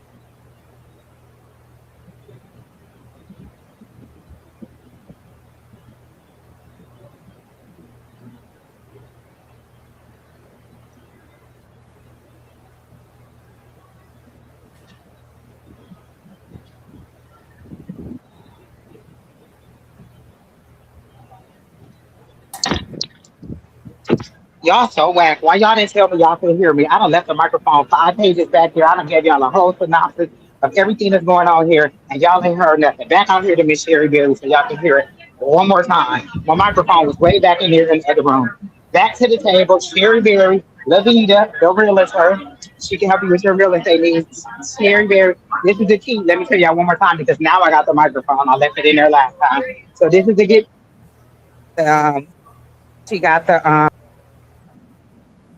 Oh, that must be Bonnie. Was that you calling me to tell me you couldn't hear me and I'm just talking indefinitely to nobody? Thank you, Miss Bonnie. And then there's Miss Linda doing reflexology. There's Miss Susan doing her readings, and Miss Susan is getting them in, right? And so look, it's just a really nice space. Everything is pretty and nice. Look at down, look at her hands up back. Yeah, yeah, this is my buddy right here. I'm telling y'all, if y'all want a house, she'll tell it to you. You want to see? Yes, and this tea is good. If you need to be knocked out, she'll knock you out and you'll be asleep for 2 days. If that's what you want. But if that's not what you want, she'll give you whatever else you need. So come on down here and get the tea. All these people down here. I'm having to get just the lady that does the soul readings right here. So y'all need to come see her soul readings. I'm sorry, I'm just advertising. Come get a soul reading for her. Here's John, my favorite guru. Back here. John! Hey, look. Oh my gosh. Don, I've been walking around for 30 minutes with no microphone, just showing everybody stuff. Miss Bonnie called me. I said, oh, wait, where's my microphone? I had to run back in there, do my whole show all over again. But I'm ready. I'm so excited, Don. I'm telling them to come on down here. And look at Don. He's talking about how thin I am. Look how thin Don is. Don looks amazing. And look, I heard all Don candles smell so good. So let me look. Let me get, this is Awakening. Oh, I love it. Oh, y'all should come get that one. Ooh. Meditation. Oh, all of them smell good. Remember, this is the scent that I worked with the lady across the street, listened to posters for 2 weeks. Oh, My own really? unique scents, and this is that. And it's 4 different things put together to make that I scent. like that too. It got a little vanilla in it. It's a little bit I of like something that. special I in there. like Yes, that. 4 different things. Look, y'all want some abundance? He got a candle right for it. Come get that abundance candle. And it's pretty. And it smells And good. if you're looking for passion, Yes, listen, all y'all want them love readings? Come on out. Look, Miss Bonnie, I'm about to send you one of these passion things right look at here. this one. Oh, tranquility. There you go. The beautiful color. Exactly. Selenite. Listen, you always see me rubbing this across my head because I've been needing to clear my thoughts. He got the selenite. He got bracelets. He got Palo Santo, amethyst, all the books. Come on over to the book collection. Oh, everybody gets a read. Get to see. You get a free amethyst. Clear your head. You got space in between. The ultimate power within. The medium, and this one. You know that's my favorite. I ain't gonna tell y'all why though. You got the little pyramids right here and the bookmark. You get a free bookmark. You get a free bookmark. Come on down and get a bookmark. Oh, and the little kids. Don't even forget the little. He got English and Spanish versions of the book. And the book is amazing. And look, I gotta show y'all this because who's in there? Of course. Hey, it's for Alligator. Angie, that's me. Come on down and see me. And then look at Don, look at so happy. Y'all need to come on down here and have a good time. You're having a great time.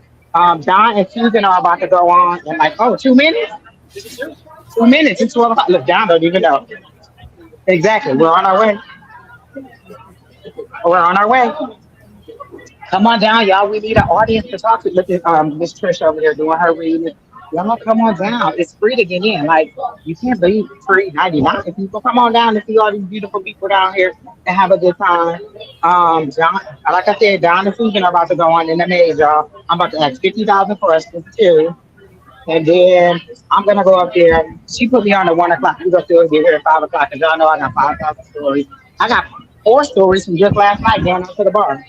Jesus, people. All right, y'all, let's go. We're going to back inside. Oh, y'all remember I told you I was alcoholic? Oh, wait, look at me in this mirror right here. Do y'all see me bad? It's even pet friendly. Bring your little pets out here too. So look, they're buying the tea. The tea is good. The tea is good. All right, I'm going back on so I can get me a good seat. I'm gonna turn my microphone off like it should be. Look, here's Julie. She's coming to crack the whip. Where y'all at? She coming to get John and Susan and bring them where they're supposed to be. All right, so we're coming back in here. I'm going to sit down. I'm about to listen to the presentation. I'm about to be front row and center because y'all know I'm nosy and I like to ask a lot of questions. So let me get on up here. And if y'all come down here, y'all might get a free reading. Like seriously, we got spirits everywhere. We got readers here. J- had you been here for Trish or Rose, you probably would have got a free reading. So come on down here and have a good time. This is where they're gonna be sitting on stage right here, where they're gonna be standing or wherever they gonna be. And then y'all, I did say drinks, didn't I? Wait, let me turn the camera back so y'all can see me. I'm back, y'all. Hey. So let me put my glasses on. Whew, I feel like I need to shut it down.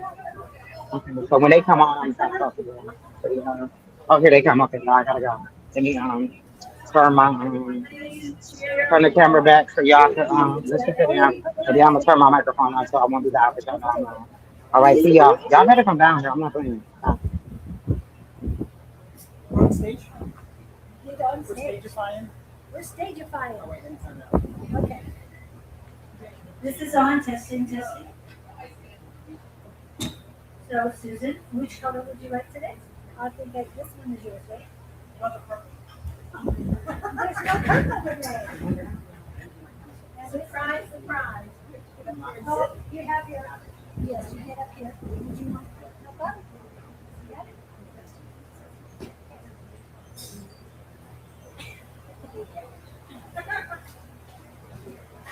Whoops. Okay, I'm on.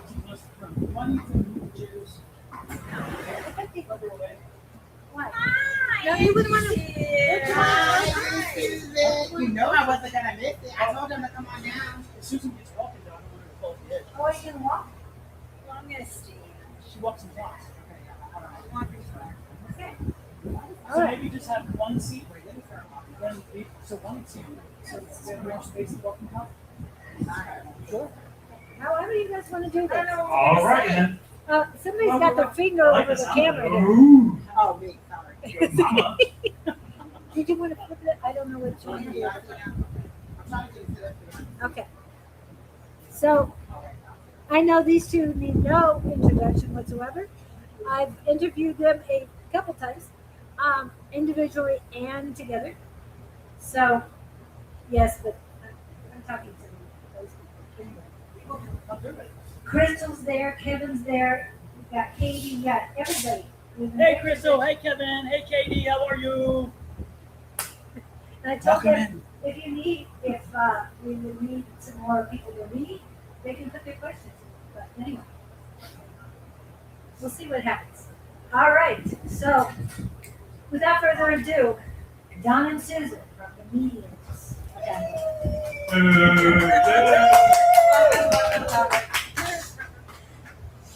You can start. You start.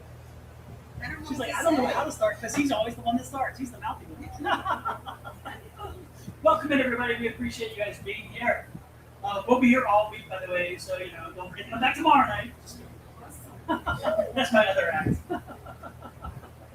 One Can I day get you they might going? have- We are having a wonderful time. It's exciting, it's Hey, fun. you need the microphone. It's exciting and it's fun. And I'm in the perfect spot. I have Mr. on me. I have Van on me. When she talks to Mr. If you're not in Arizona, she means Mr. with moisture, not Mr.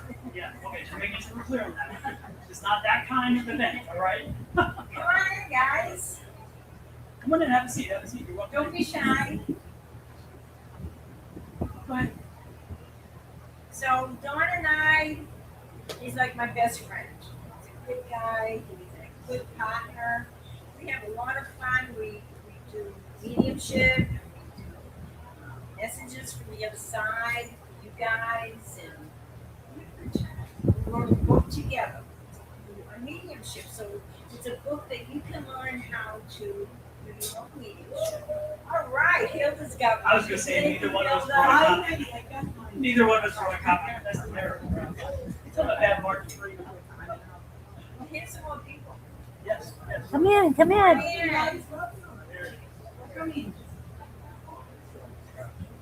Well, before we get going, I can tell you this much: is I paid her very well to give me all this food.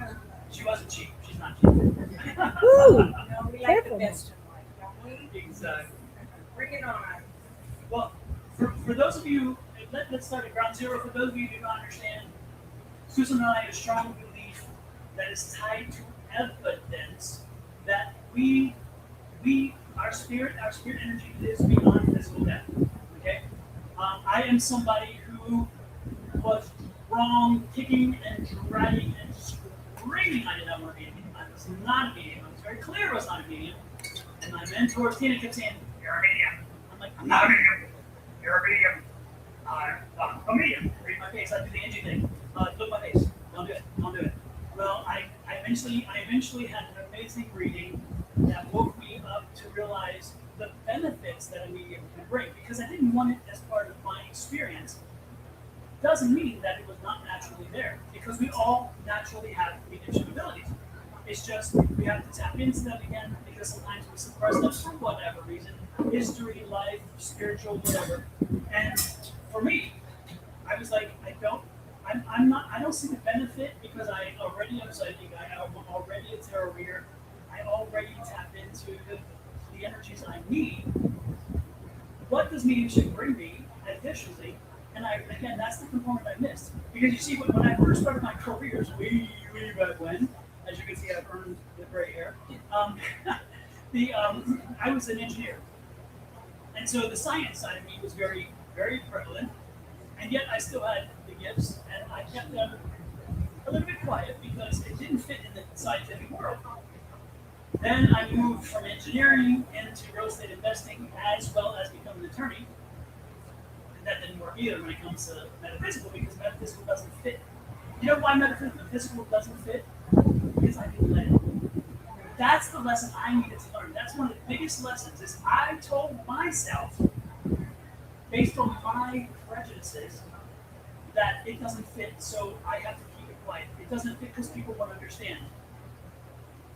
Who cares? That's the point I had to realize. Who cares? And so the good part is in my later life, I came out of the metaphysical closet. I said, you know what? This is me. I'm loud and proud. Here I am. And in so doing, it helped me to embrace other things. And then Tina kept telling me, you are, I'm not, you are. And then eventually I had an amazing reading, which made me realize the benefit of being a medium. And realizing I was already there, but again, not opening myself to it. And ultimately, it came in and I embraced it. And as I was doing that, I also met Susan and met Miss Angie over here. And Miss Angie over here, she is my cohort in crime when it comes initially to my mediumship, because she and I would be in class together. And she'd be on one side of the room and I'm on the other side of the room. And she's reading for somebody and I'm reading for somebody else as we're practicing a practice class. And before I know it, I'm reading for her person, she's reading for my person, or she would pick up the energy from my person and we would have a great conversation. The point is amazing how energy works, and how when you find the right team and you find the right group, you elevate yourself and you elevate them, and this is a shared community situation. And mediumship did that with Susan and I, because as soon as Susan and I started working and talking about mediumship, we found a common bond, a common experience. Even though we both do mediumship very differently, even though we both come at it from very different points of view, and even though we both see it sometimes differently with some of the things that are around it, the one thing that we are sure about is, first and foremost, there is life after physical death. You do live on. We also believe very strongly when you do mediumship, you do evidential mediumship. So what I'm saying is this, is that I want to make sure when I do a reading, that I come to you and I give you 2, 3, or 4 pieces of evidence that I would not know, nor any stranger would not know, of the person who I'm receiving. So therefore, when I talk to you and deliver the message to you, then that message will be received because you don't have doubt, because you know indeed that person must be here. And that's the third component, is the message. So again, connecting to a spirit, giving evidence that they are there and that you have connected to a specific person, and then ultimately giving that message. And that message usually is of hope, of understanding, some type of closure, and most importantly, it's not meant to trigger, and it's not meant to show, oh, I'm a good medium, because if I am thinking that, then I'm not a good medium, because our ego should not be involved. Whether we're right or wrong, in our heads should not be involved. It's the person who's receiving the message. Does it land with them? Did they get it right?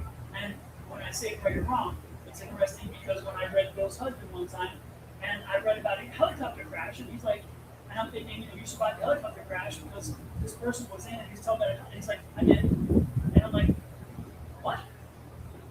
In my world, that would never happen because I always thought helicopter crash, everybody did. Not him.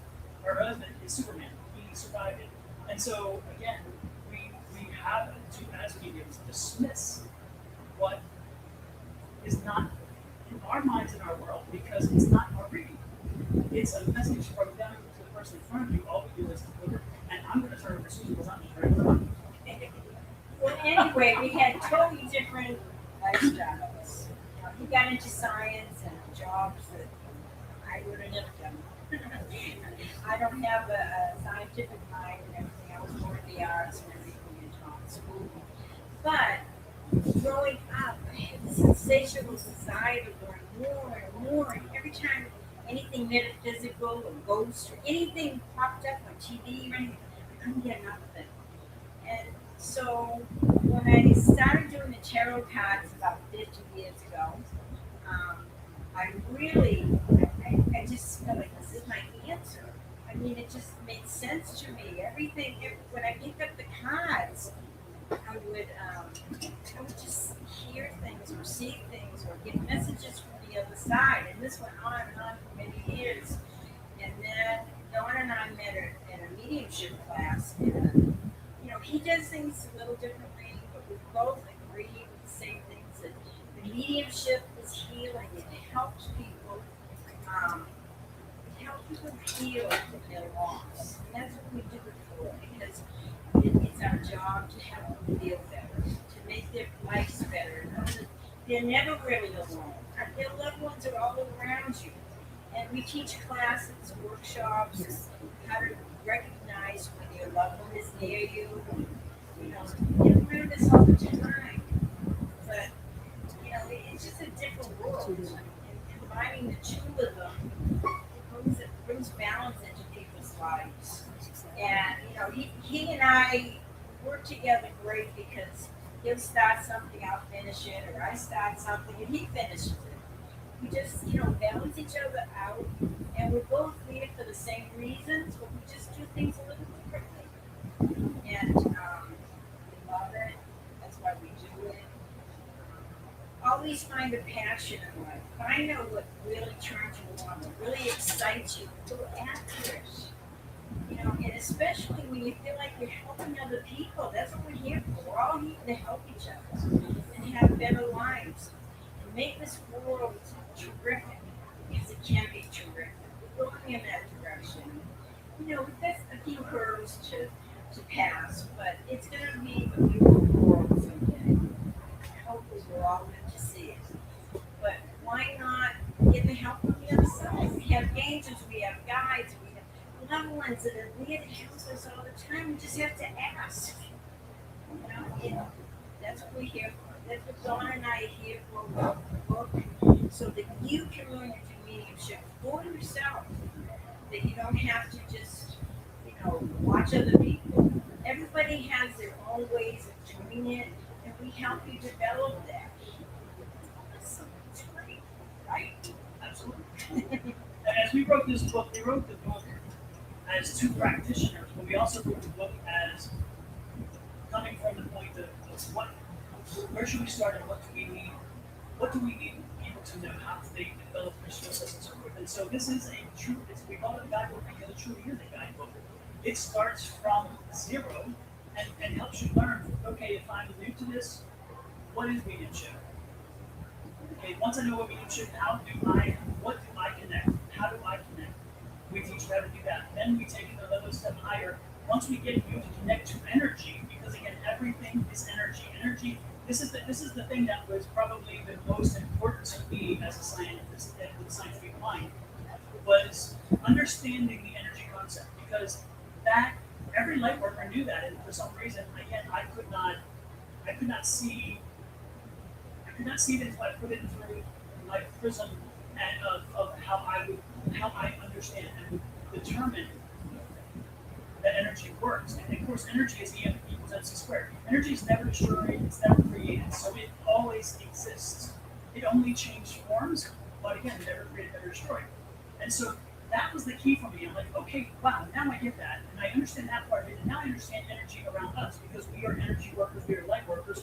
We pick up on energy because when you have an energy, when you are energy, you create an energy field. And as you create that energy field, and then I am over here in my energy bubble, my energy field, okay? And Susan's over here in her energy field. As I send my energy toward her, or as I get closer, you can't see it with the visible eye, but a scientist will know that our energy fields, the electrons, they are now connecting. And remember, when you start a conversation, if I were to come to Monique here, and I would say, Monique, can I give you a reading? As soon as I started to say Monique, and she's kind of doing the, yeah, I have already an implied contract that we're going to share energy. Right there. We're not just looking at each other, we're not just hearing, we already are sharing energy. And as we share energy, then I'm picking up the energy around her, the energy in her field. And as I pick up the energy around her and the energy in her field, that field of energy then shares with me things that are part of her past. And we call that the auric field. We call that a number of things, but that's what I'm picking up. That same energy, but not the same level, is when the mediumship comes in, because mediumship is a higher level. It's a higher vibration than psychic energy. So you can be a great psychic and yet not be a medium. But all mediums are great psychics. All mediums are psychics. I'm not going to say they're great. Can't go that far. But all psychics are mediums. I mean, all mediums are psychics, but not all psychics are mediums. And I was one of the psychics who was not a medium necessarily. So once I connect in that energy level, I realized where it sits. And then I have as you then develop your understanding and connect in mediumship, we help you raise your vibrational energy. And as you raise your vibrational energy at 4 to 7.5 megahertz, that's the theta level. As you raise your energy to that level, then you are at a higher consciousness, a higher energy vibration, and then you are able to connect to the spirits on the other side because now they are down at that level. Their level and your level has to be in that same range. And then once that's the case, it's kind of like it's interesting. It's like the noise between silence and very loud. It's interesting. So once you connect, then spirit will show up. And so all of a sudden, I may see beside this young lady, I may see her grandmother or her mother. And all of a sudden, I'm like, oh, who is this person? Or I may feel the energy around there because every medium does it differently. So I may actually see, or I may feel, because I may just know. I may taste, I may hear, I may whatever, because she may speak to me, but I don't know. She may give me a flavor of something that she bakes, so then we know what that means. All those things, and in so doing, in that communication, he, the energy on this side, gives us specific data and helps us to understand it. Therefore, then we can relate it. So when you are starting your mediumship journey, the first and most important thing is practice understanding and recognizing and accepting energy. And as soon as you start understanding energy, it's going to freak you out a little bit too, because from time to time you're going to get energy that you're like, whoa, that was time. Somebody walked in the room and you're thinking, whoa, that was not so cool. And you're thinking, and then you realize somebody else said, man, that person's, they're always negative. They're always bringing energy, and again, that's the cross you bear when you are doing mediumship and psychic work. Is having that ability to pick up those energies. And sometimes you also are gifted in that sense because you can pick up the social cues when it's time to move on, which is what I'm going to do to Susie because I've been talking again too long. So the most important thing is to realize that yes, maybe the physical body will die, but we never die. We live on and on and on. We live forever. So mediumship is about bringing proof to you that your loved ones around you do exist, and they will give you evidence to let you know who's around you. Will give you specific evidence so that you'll know, oh yeah, that's my Uncle Jack. I know who that is. Because this thing's about who we are.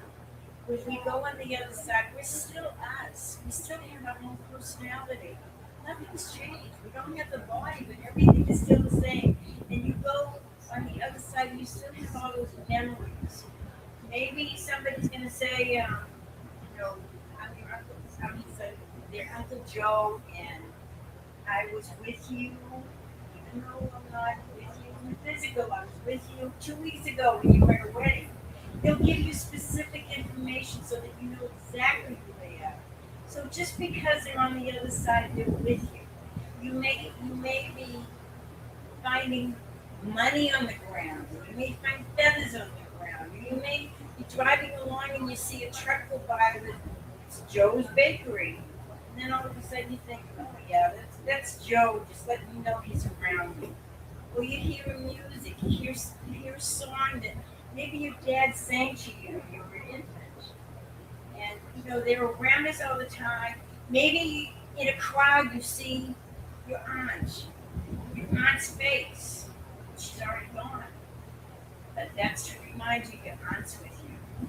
But they're around us all the time. They play music. You may smell a particular fragrance that your grandmother wore. And that reminds you of your grandmother. They are around us. They'll let us know. Sometimes you'll hear your name called. And you'll say, oh, there's nobody here. But they're calling your name. So just know that they're around you. They love you. And they just, every now and then, they want you to know that they're there. They are there to support you, to help you. So, And I'm going to give you a little bit of a synopsis of the story of the first chapter of our book, because when we sat down to write this book again, we put a lot of work, and Susan and my writing style was very different, and so I would come up with something, and she would come up with something, and we were competing. So then we had to sit down and say, okay, let's put this together and see how this can make sense, because again, our key factors were the same, which is wonderful. That's the coolest part about it. As we wrote this book, we realized how so much in common our beliefs with mediumship is and how it works. And so we were able to she would write something, I'd write it, we put it together, like, oh my gosh, it's all right there, it's wonderful. But it's kind of interesting, is we decided when we got done, we're like, okay, we need something to open the book up that will really get people's attention. And I had done a video. I was traveling to Pennsylvania, and I was going through Denver Airport. I fly United because we have a million mile thing, and so we get lifetime gold. And so I love to take advantage of that. So I went in, so I flew through Denver, and I usually have about 30 minutes. If you've been through Denver Airport, 30 minutes is not enough time to get to the next airplane. And I'm always in the next terminal. They never put me in the same terminal. This one day, I did not ask my gatekeeper to keep the noise down. I did not, because I'm always busy. I'm traveling so much and busy that I don't worry about the energies coming in. Well, this day was a little different because I landed in Denver, and my gate was right across the aisle. Right across the aisle. I'm like, how does that work? But it's okay. I mean, yeah, 30 seconds, 30 minutes. No, I had an hour and a half. So I'm like, what do I do with myself? I walk over, goes over, I sit down, and I just kind of scanning the place, and I look in front of me, and I see this woman, and then an older woman beside her with her hair, salt and pepper, a little back in a bun, and she looked kind of different. They were dressed differently. The younger woman was on her phone. You all know what that looks like because we all done that. We ain't, I'm not giving anybody away here, but we've all done that like this. And when you're trying in the busy places, you kind of get into your phone. And the woman was there, and so I looked. I'm like, and I kind of looked down. And with mediumship, if a female comes in, an older female, I get cold. I get very cold. And if a male comes in, I get warm. And so all of a sudden, I get the chill, and I'm like, oh my gosh. There's somebody here, right? And I look up and I scan, and the two ladies in front of me, I'm like, and the older woman's like this, and I'm thinking, no. I'm like, okay. And I was like, she's like, can you talk to my daughter? I'm like, I am not talking to your daughter. I am off the clock. No, 9 to 5 here, baby, not now.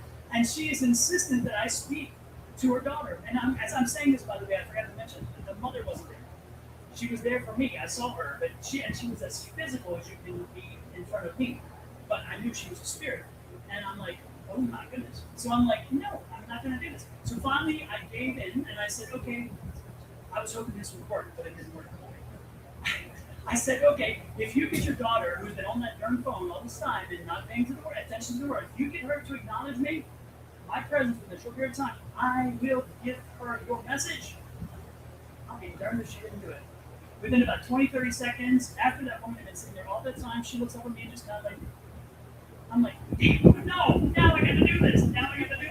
Because I don't like doing that. I'm intruding in her space, and That's not always the most welcome thing. We are not, I'm not the Hollywood Matt medium. I'm not Teresa over there in Long Island. I don't do that. It's not comfortable for me, right?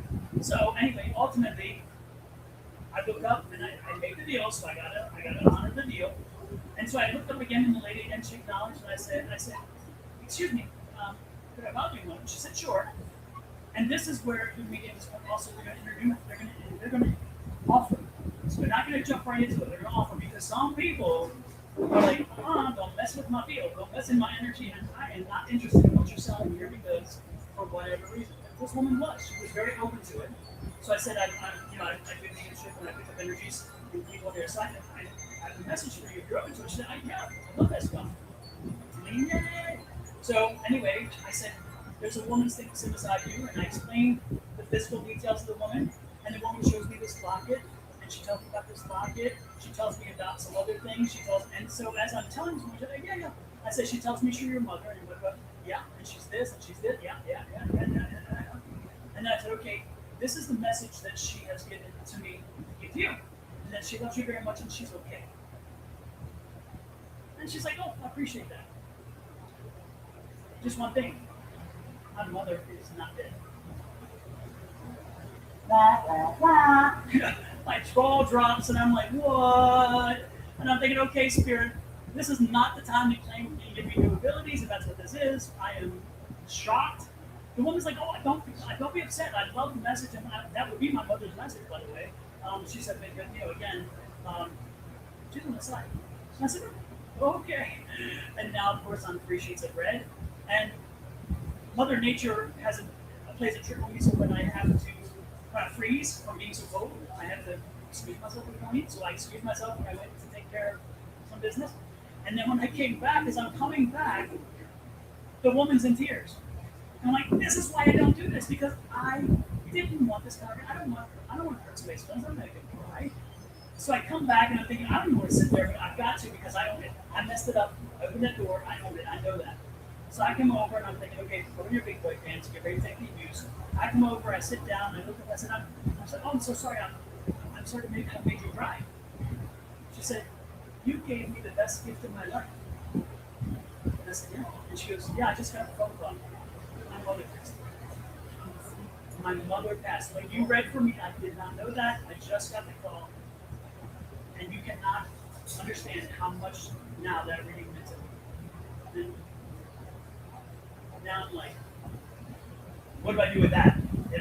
So again, I'm having to fight with the Spirit. Why did you do this? Now I'm like, okay, thank you, Spirit. Anyway, it was an amazing thing because it woke up again that opportunity that we're given, and how it can help to affect the change in someone. And I've had it happen with younger people. I've had a younger kid come in one time that was also altering in my life, and from the reading that he helped to give me to deliver the message to his parents that they needed to hear. It meant so much to me to have that recognition from them that they needed to hear what he said. And so the thing with this is that when you have this ability, when you have this skill set, the one thing that is, I guess, more nurturing than anything else is knowing you can change a life. You can affect the life. You can bring closure. You can bring that last message they needed to hear. You can help them reconnect and give them that one moment. And when that happens, it's a wonderful thing. So I would suggest to everybody, if you have any inkling, if you have any psychic ability or any inkling, you should start down the path. First of all, buy a book. That's a plug right there. But not just a book. If you don't want to buy a book, don't buy the book. But give mediumship a try, because when you start down that road, and when you have that first amazing reading, and actually the reading that really made things different for me was the younger gentleman. I know somebody here who knows what I'm talking about. That younger kid came in, and when he did, it altered everything about the way I thought about this. And so he started that life-altering change for me. And the other readings just kind of cemented it. You have this ability already, you have it. All you have to do is heighten it, embrace it, and celebrate it. Because the person whom you do read for and you deliver that last message, you you will be so glad that you brought them what they needed. And that's what we do as light workers. That's what we do. Miss Angie has something. Yes. So one of the questions, or one of the reasons that some people are afraid of like doing mediumship is they're afraid of what the spirits are going to look like. So can you describe your experience with what, like how they present to you? Because I had someone ask me, "What do they look like? Dead and puss and in the casket?" I'm like, "Yeah." So can you describe what it looks like, or like when you see them, or when you first, like how that has progressed for you, so people understand what spirits look like when you see them, or what their expectations should be. Can I ask you a question? Can I ask you a question? Do you have a father on the other side? Not that I know of. You don't have a father on the other side, or grandfather? My grandfather. Okay, because I feel like he's around you and he's kind of embracing you. He's putting his arms around you, and he's telling me that he's watched everything that you've been doing. He's watched all the difficult times that you have over the years. And he's also telling you that you're not alone. You've never been alone. And to believe in yourself. And you've helped a lot of people. I don't know what you do for a living or anything, but it's been in a, you've always extended yourself and your love. And just remember, it's not going to go unnoticed. Okay, it's a lot of love there. You have a lot of loved ones on the other side. Yeah. So thank you. To come back to Angie's question, the people on the other side present themselves in different ways. Okay, first of all, not all of us see them. There are times where I see an energy, and there are times where I don't see the person. There are times I hear them or not hear them. There are times I just know they're there. There are times where I just see shadow or space. There are times where, again, they send me a taste or a sound of a song, or they speak to me, or I smell a certain thing like a cigar. A lot of cigar smokers, oh my goodness, they tend to come back with that because there's not a lot of people who do that. So they know if I say cigar smoker, you're going to know that because that's their energy. So to answer your question, Angie, when they come back, usually it's a strong scent, smell, taste, whatever, that definitely you would know, the person who's receiving the message would know is identified to them. Now, physically, when they do come through, they tend to come through in one of two ways. Sometimes they come through just as they were when they're in right before they passed. So their healthiest space before they passed, they'll come in with that image. Because again, they are spirit on their side. They don't have a physical form over there, but they have to present for me or any medium so that we can project that so the person understands it. But again, remember, it's just a physical form. However, there have been a number of readings where, and this happens a lot with military folks, more than any other section. I've noticed this over and over again. Military people tend to have had such an affinity to their connection with their service that often a military person, even if they died at 92 years old, will come back in their younger self, in their younger uniform. And that is because, generally speaking, that was their moment. That was when they felt they shined the most. And so you will see, I will often see them, and when it happens, I have to pay attention to what they are looking like, and how the hair is coiffed, how this and that, because then it tells me there's something that will give it away that tells me they didn't die that young, but they live. This is where they want to present themselves as their best. This is where they felt their best. And often when I do that, it's funny because the people that I'm reading for, where the message is landing, they often tell me, I will tell them, look, your father's here, and he's in a uniform. It looks like it's navy dress blues. And then he shifts it to white because he doesn't like the navy dress blues very much. It's the white uniform because he was actual working. He wasn't, of the class that would do the dress stuff. And they're like, oh yeah, no, he wasn't, and he didn't like that, of course not. And then I would say, okay, and he's showing me, again, this is the younger him. He did live longer, so is it true that your father passed many years later? Yes. But he's also showing this because that was where he identified most. And when he was in life, he referred himself back to that time, and he talked a lot of stories about that. And they'll say, yes, it is. So don't be surprised. I'm not surprised when somebody comes in who had an extraordinary early part of their life, that they will actually come back to that. Mothers do this too, because there's some mothers who love to be a mother. And when everybody flew the nest, they didn't know what to do. They felt lost. They felt disconnected. And then they just kind of, oh, I'll get a job, or I'll donate time, or I'll get involved in something. And even being a grandmother for them sometimes wasn't enough. And so mothers often will do the same thing. They'll come in and they'll present as a mom because they don't. And then there was also a mother I read who did not want to be a mother, and it's not her favorite thing to do, and she was very clear about it. And when I told the daughter's like, yeah, that's my mom. Because this mom was somebody who it's not her life, but she had to, because she grew up in a time where it was expected that she would have a family. She could not be a single woman. That would not be possible. This isn't Mary Tyler. This is before Mary Tyler, unfortunately. Mary Tyler Moore. Anyway, so the point is, Angie, going back, a long answer to your question, but yes, they do tend to come back to us, but they often will present in one of two ways. And sometimes it's interesting because I also had a gentleman who come in and he was bald and hair, and I'm like, okay, now you're schizophrenic because you're having me go through shock here, right? Thank goodness I wasn't epileptic, because I'd be doing more of these because of the thing, right? And so when I talked to him, she's like, no, he wasn't bald, and I'm like, but he's bald. Why is he bald? She said, no, he had a full head of hair. I know he showed me the head of hair. It's like this, and it's flopped there. Yeah, no. I'm like, well, why is he bald? And then about 10 minutes into the read later, she goes, oh, I forgot. Okay, what'd you forget? This is like, come on, this is key. What is it? And she goes, before he passed, we had to shave his head for surgery. And so when he passed, his hair wasn't all the way back yet.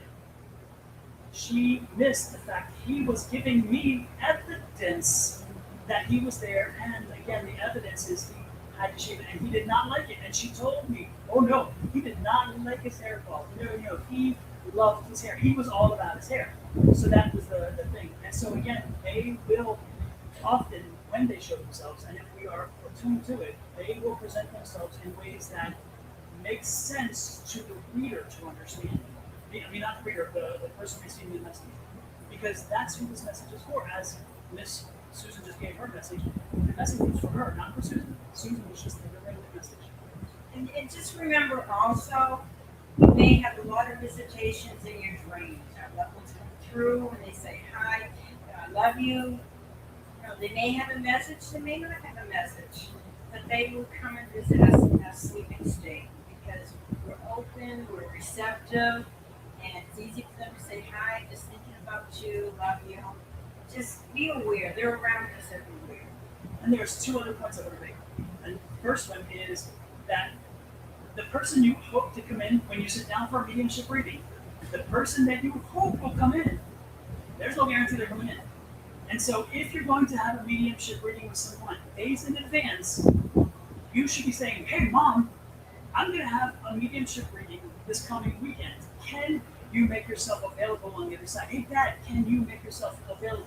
Hey, if you have a son or a daughter who's passed over, can you make yourself available? Get that homework done in advance. I call it homework because y'all do your homework, I do my homework. So we send people, I say, do your homework, ask those people to come in because say, hey, I've got a medium who can bring you in. So we're going to be there. Come on down. The price is right. And then when that time comes, me as a medium, I send my team, my spirit guides, and my gatekeeper. I'm like, put them out to work, go out there and find her relatives. Find whoever out there wants to come in. Now, what happens is, and this is the thing that sometimes frustrates people who go for a mediumship reading. Say I'm reading for Tammy, and say Tammy's like, I want my mom to come in. And Mom's like, I'm sorry, I'm off the clock. I ain't coming in, I'm busy someplace else. And yet, her best friend from 20 years ago, who they were best friends in college, and then the woman passed, and Tammy lived a long life since and had only a 6-month lifespan with this person. But in that person's life, because we are reading their message, right? In that person's life, Tammy was everything to her. Tammy was everything to her. And Tammy forgot how connected they were because, again, Tammy's had a long life since. But that woman came in because that woman wants to say, hey, do you remember this? And I wanted to let you know you helped me in the roughest time of my life.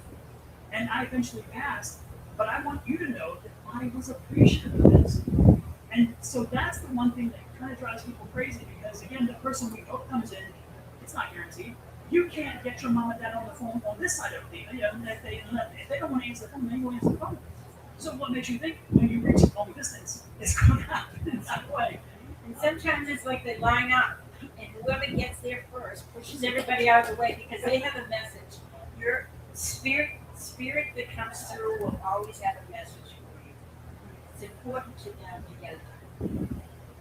And I would say I had a second point, but the train left the station. So and most of you who know me, you know that happens too frequently. I should have put a little notation in my arm or something. And don't forget, next Sunday, not tomorrow, but next Sunday, we're going to be in Peoria at your Cosmic Connections, giving readings to the audience, helping them connect with their loved ones. So we'll be there from 1 to 3 next Sunday.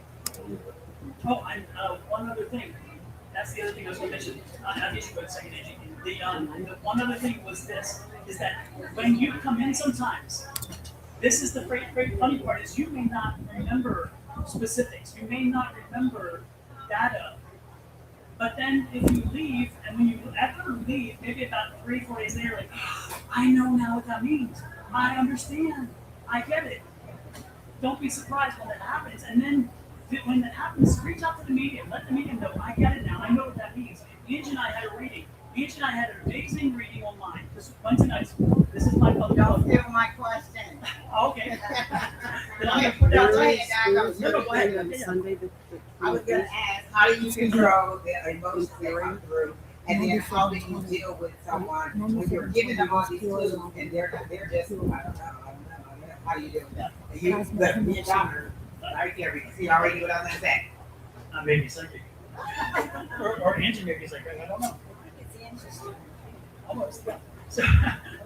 So the thing that I was going to was is that when you're reading with them and you give them information and it's not connecting with them, say I'm going to leave that with you.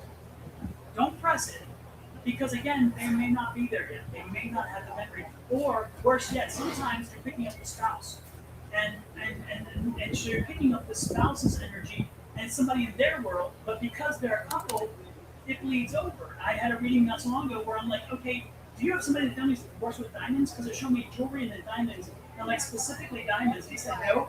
I'm like, I see him work with diamonds, and I see him. And then the voice like, my uncle, my great uncle, and I said, yeah. Well, she said, I do. She said, I do. And I said, is he a great uncle? Yes. On your mom's side? Yes. Is his name Joe? Yes. Okay, he's showing me working with diamonds, and he's showing me New York City, Manhattan, 45th Street. He's showing me the diamond district. He's showing me the poles of the diamonds. He's showing me getting on and off the bus. And she's like, yeah, that's exactly where he was. Now we're in Arizona, and yet I picked up that the guy who was here, his Uncle Joe, her great Uncle Joe. And I said, and he's an older man, but he was at your wedding, right? And she goes, oh, I don't know. But the mother was there, and I was like, oh yeah, he was there. And yeah, because he's showing me he was at your wedding. So again, sometimes when you're reading the one spouse, you can pick up the energies of the other. And then the thing that Angie was talking about specifically for a reading we had a husband in, and he's talking to the wife, and he's talking, and Angie's like, does he have something like I love you 143? 143. And she's like, no. And he's like, no, he keeps saying this, and he's showing me a rose, and Angie's like, it's a rose. And I was like, it's a name too. And I said, so you have 3 children? She said, no, I have 2. I said, no, you have 3. I see a boy, I see a girl, a boy, a girl. And he's like, no, it's a girl and a boy. And I said, okay, but I'm seeing really spread apart. So we're looking 9 years apart? No, I only have 2. And I said, so, okay. And I'm like, so I said, no, but I'm on this on the phone, right? And I said, because it's showing me 3. And I said, is one of them rose? And she goes, no. And I'm coming back to rose, like, Andrew's like the rose. And he's just like, and the woman calls back in about a week or sent me a text, and I sent to Angie even, and she said, I was wrong. She said, and while we're on the live, by the way, the one thing she did say, she goes, oh no, but I'm raising my daughter's daughter. She lives with me. And again, that daughter was 9 years younger than the son, who also lives with her. and then the older daughter, and so daughter, son, daughter. She comes when she reaches back. She says, "Let Angie know I have a tattoo right here with a rose, and I love you." Angie had told her this, and she forgot she had a tattoo, but the husband's saying it's there, and she's like, "I don't know what you're talking about, but it was there." And the woman even took it. She said, "I don't know what I was thinking." And then she said, "My granddaughter's name, middle name, take a guess, Rose." Again, sometimes because we have what's called in mediumship amnesia, they're so focused on what they want or what they're hoping to hear that some of the specific data doesn't register, and just we leave it with them because it's not about us. It's like, this is for you. And then we say, this is your message. If it resonates down the road, then this is your message, take it as it is. And so many times they reach back to us and they say, it hit. It hit. I wasn't thinking about it. And so know that when you have a reading, even if it doesn't hit with you right then, take the message, take the data, and let it percolate. And don't be surprised if down the road you want to get any confirmation you needed. You're like, that's the message I needed, because in this moment, that was the most important thing. Is I needed a message, and they found the right person on the other side who delivered that message. And Julie's like, keep me off the stage. 5 minutes. Let's let her wrap it up. Yes, please. I think we wrapped it up. So come see us next Sunday in Peoria. And also, Thank you for being such a great audience. yes, we also do private events. We usually go into a home, like we talked about with the husband and wife. We do events where you set up 2 hours, you pay us in advance, and you can invite anybody you want, and we'll come into your home, or your church, or your business, or your company, or your party, and we will do readings for the purpose of hope. And all we do is we just say, you get 2 hours, you do what you want with that 2 hours, and then we do the readings for you. So if you're interested in private parties or something like that, let us know. We're available too. Thank you guys. Julie was panicking. She's like, Perfect. No, you're good. Thanks, everybody. Thank you, Susan. Thank you all for coming in. I really appreciate it. And who knows? Maybe they'll be the number one here in this location. Because we is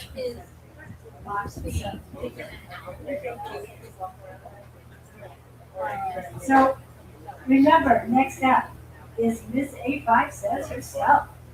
There's Angie. Hey, Tina. Angie girl. Hi. Angie girl. Whose book did I steal? I think it's fine. I gave it to Susan so you guys would have it. Thanks, You know I'm gonna have one. Hey, y'all out there. Where are we going? If you have any questions about mediumship, please put them in the comment section. Julie can probably answer this. Julie is just capable of us. She can answer the questions for us. But put them in the comment sections, and if nothing else, we'll get back to you after the event. Kevin, do you have a question about the intermingling of energy? How does that feel?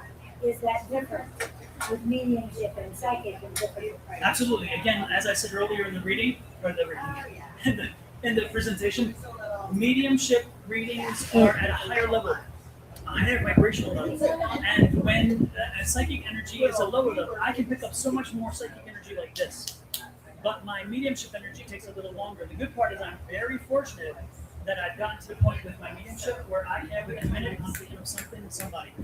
But that took a long time. But definitely the energy level is necessary. When you do a mediumship reading, when you are practicing your mediumship out there, folks, make sure that you listen to Robin Williams or Eddie Murphy. And that's old school, pick the new school, I don't know. But those two guys are so funny. They're so genuinely funny, and they just hit a core space that raises you, and you laugh and you raise your energy. Or listen to disco music, or listen to some kind of music that gets you up and going. You know, maybe whatever will elevate your energy, because by elevating your energy with music and laughter, you elevate yourself to the point where mediumship is easy. Okay? So that's what I would suggest, Kevin. Let's hope that answers your question. Yeah, we have more people coming on, so appreciate that. Has Angie had any drinks? We're getting. No comment. Are we getting Angie Dice Clay? Angie Dice Clay. He said no. She was going to wait until after her talk, her improv. Until after that, then she'll visit some Hopefully you didn't mind the picture. No, Yeah. not at all. It's a vibration. What am I thinking? Something to drink and to eat. Where should I put this? Let's turn it off or something? Yeah, please turn it off. Did you turn it off? You did turn it off. It's okay. It's okay. Okay, so we're gonna leave this open. Anybody wants to come up and talk to the rest of the group, they will do so. And I'm gonna take a quick break too. And then I'll be back. I'm around, get some water. This is Andy. I'll be ready. Okay, bye. Yes. Yes. You are. Okay, so because we're gonna go and then, but we want to sit down to a little later. Is that okay? Okay. And where do we get that? Pre-recording. Can I just Facebook you? Message it? Okay. Yes. We want to hear it.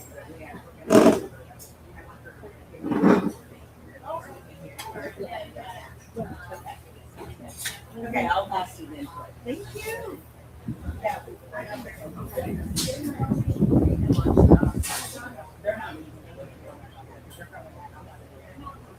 I'm gonna go and see.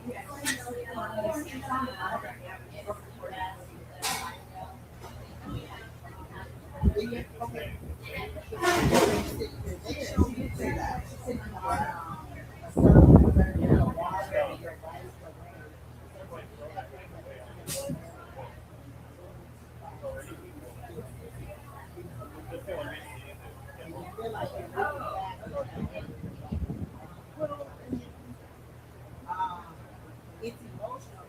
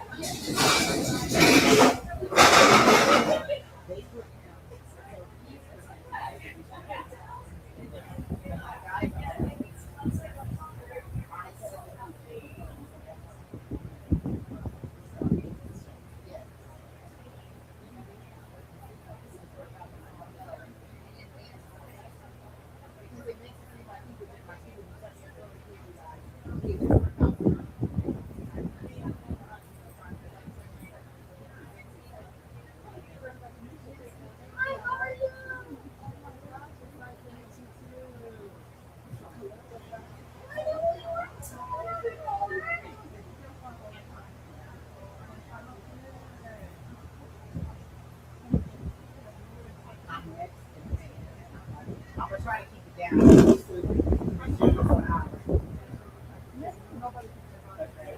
I was gonna say, I don't know. So you want to go 2 hours, go for it. Go for it. I get it. And I can start on YouTube, John, please.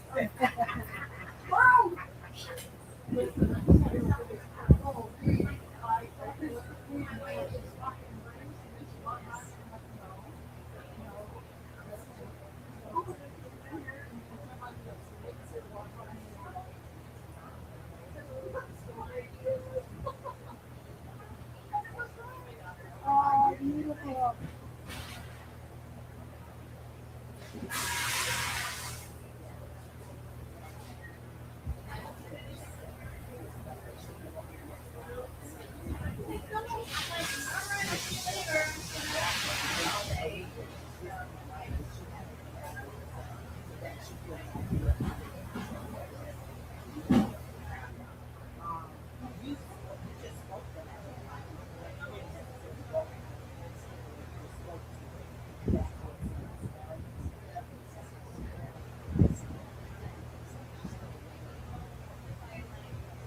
They said only if you believe it, you control it.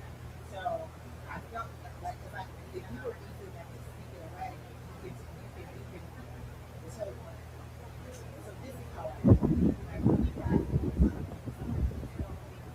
what I say. I say, I believe in God. There is no way that there is any power on this earth that can trump the power and the protection that my God gives me from everything that I have to put the spirit on. If my God is telling me to put that spirit on me, I believe it. Because my God is the power and the protection. Which is why He allows everybody to have more control over me than you have my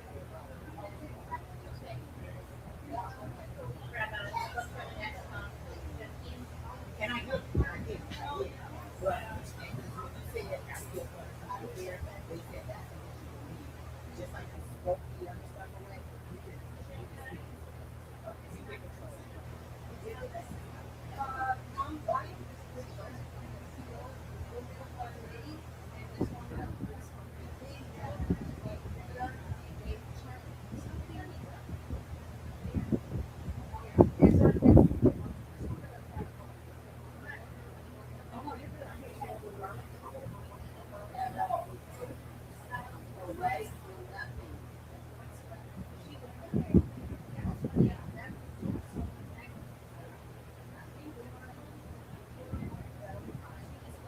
How are your guys?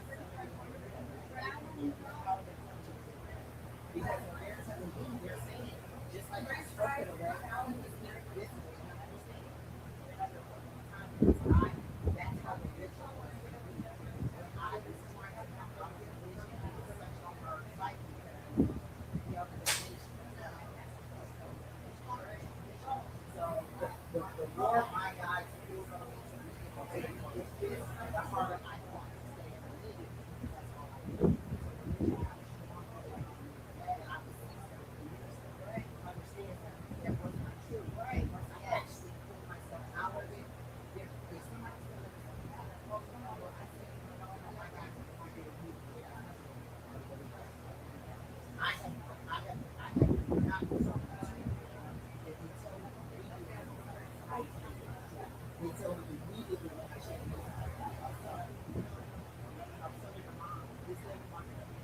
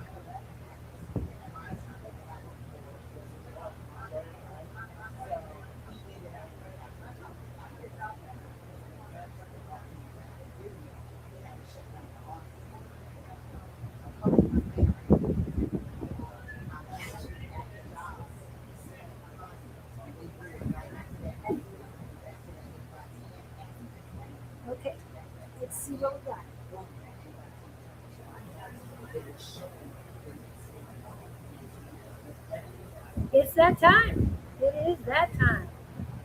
Miss A5 says, I'll let you choose. So the only thing I can do is turn the connection where it doesn't go. Um, We're getting ready. so we're You guys just are ready?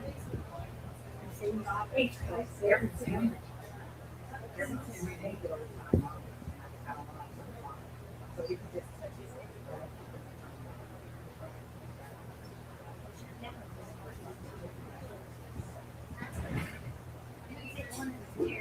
Okay.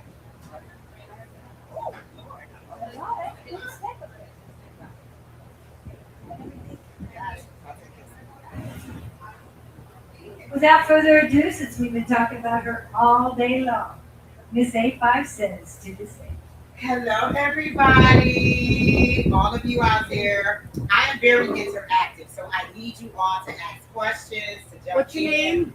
I'm Angie. Angie from A5 says, listen, that's Sherry Berry. That's my sister from another mother right there. And so if you hear somebody heckling me, that's just Sherry Berry. She's just being all ugly. Also, y'all, I took my regular today, so if y'all see me do a cartwheel, you will not see me do a cartwheel. But I am high energy right now, and I have some of Sherry Berry's tea out there for immunity. So I am like, my energy is over the top. Plus, I think I'm funny, so you don't want to be up here, telling jokes and stuff. But I am high energy, and once spirit actually starts working in me, I talk very, very fast. So can y'all hear me? Like I feel like I'm talking loud. Y'all can hear me. Yes. And then Miss Julie has the other microphone out there. So if you have questions, and Sherry, you can ask questions, and Miss Sherry very will bring it on because I like for you to ask questions. So I'll just start from the beginning because I can go everywhere. I can tell y'all what I can give y'all 45 minutes about what happened to me last night at the bar. But and no, Kevin, I did not have a drink because, like I said, spirit is enough by itself. If I get a little libations in me, we go get Andrew Dice Clay up here, not A5 says. So I have to, stay in my zone and not be too over the top. But I'll start at the beginning, and then the conversation will flow however you want it to go. So I've had visions since I was 5 years old, right? That's the earliest I can remember is 5 years old. I can remember being in my room, playing with my imaginary friends. Those imaginary friends were spirits, but I didn't know that because I was 5 years old.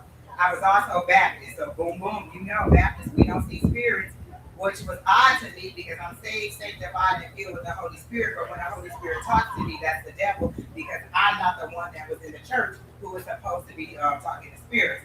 So me and religion have a rocky road going there. I did religion my whole life, and I just ignored my gifts. Like I would see visions, I would know stuff before it happened. Everybody told me it was deja vu.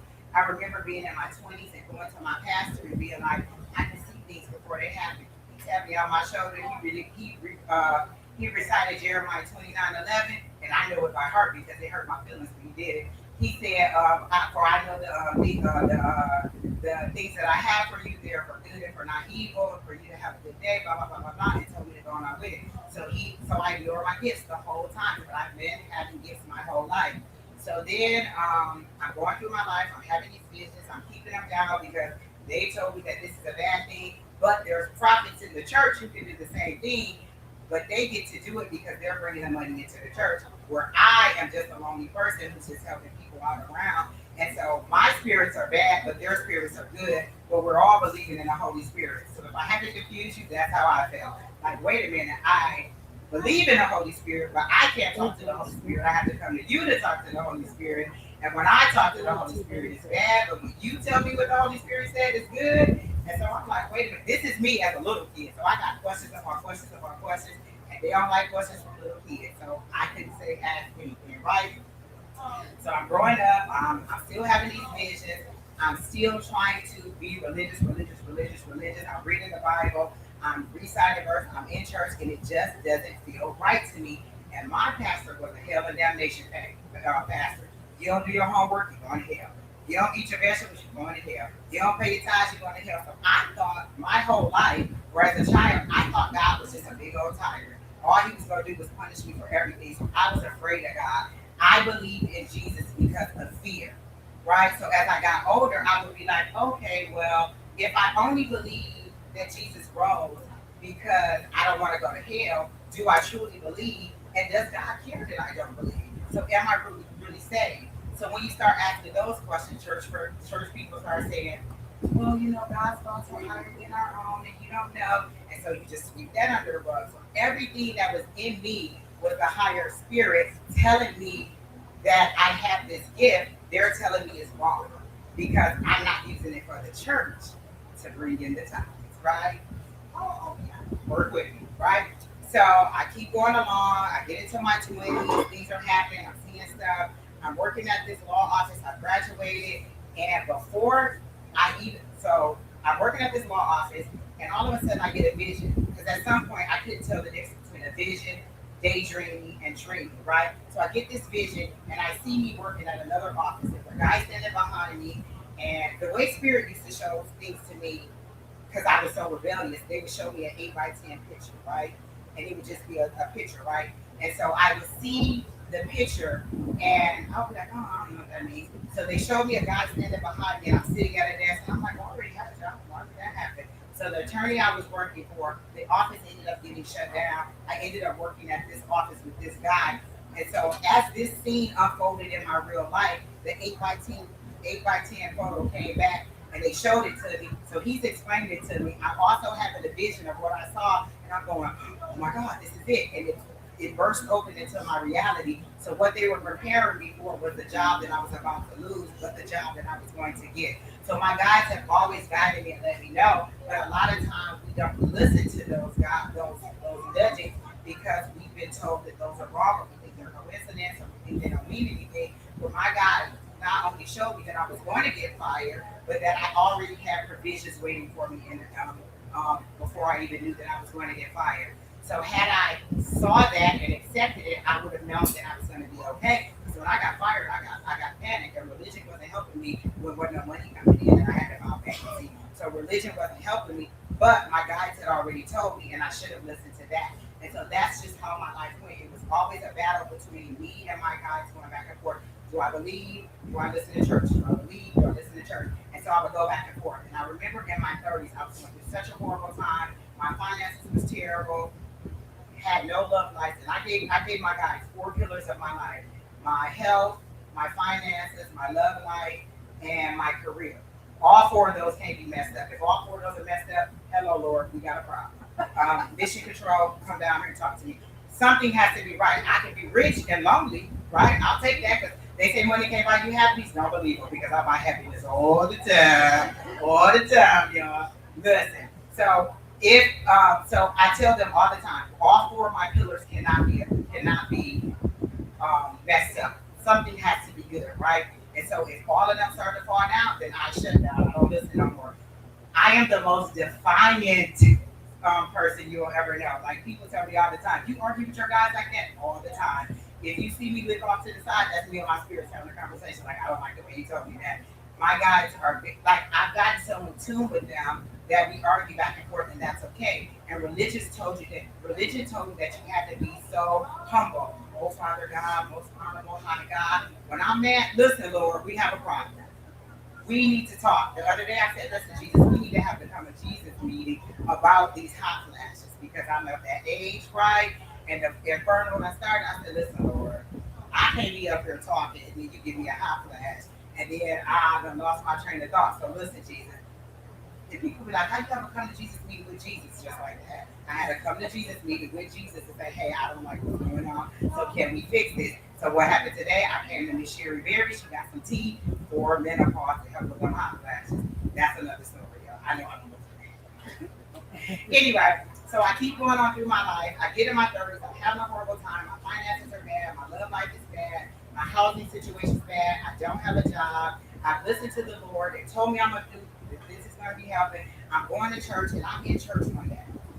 This is in my 30s, so I'm still ignoring it. I'm still getting visions. I mean, spot on visions. They're telling me stuff before it happens, and I'm still, nope, I can't do that. That's bad. Baptist is bad. I got to do it this way. I got to go this way. I got to listen to what they're saying. I got to go to church. I got to go to church.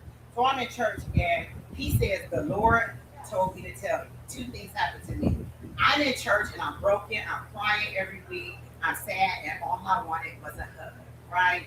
And so he said, the Lord told me to tell you, and he went into some long speech about tithes and offerings, and y'all not doing this and that. And I said, Lord, I said, you done told him all this stuff about all these people, but you couldn't tell him I wanted a hug. That's all I wanted was a hug. Some days I went to church and I was so broken, I was so alone, I was so down.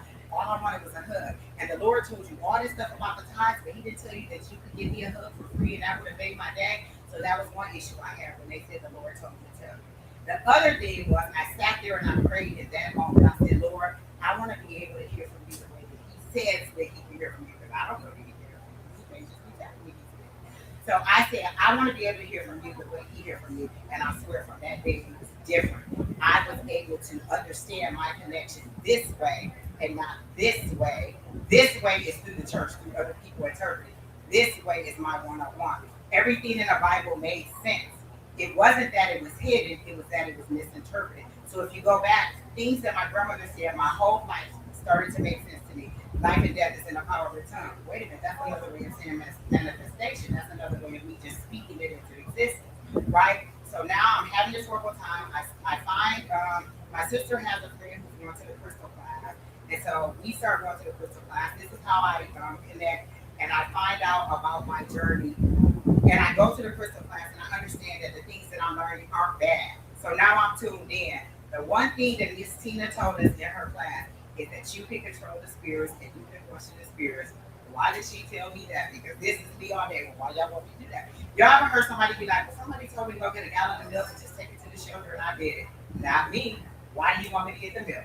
Why are we going to the shelter? Why doesn't the shelter have milk? Why do they need the milk? I'm questioning everything because religion was so repressive for me that I did everything blindly. The Bible says you're supposed to do this. The Bible says you're supposed to do this. I did everything blindly because that's what religion said to do. Spiritually, I've been more free without religion than I've been when I was in church. In church, I was so bound up. Everything was a rule. You got to go at this time. You got to do it this way. You got to say it that way. You got to pray it this way.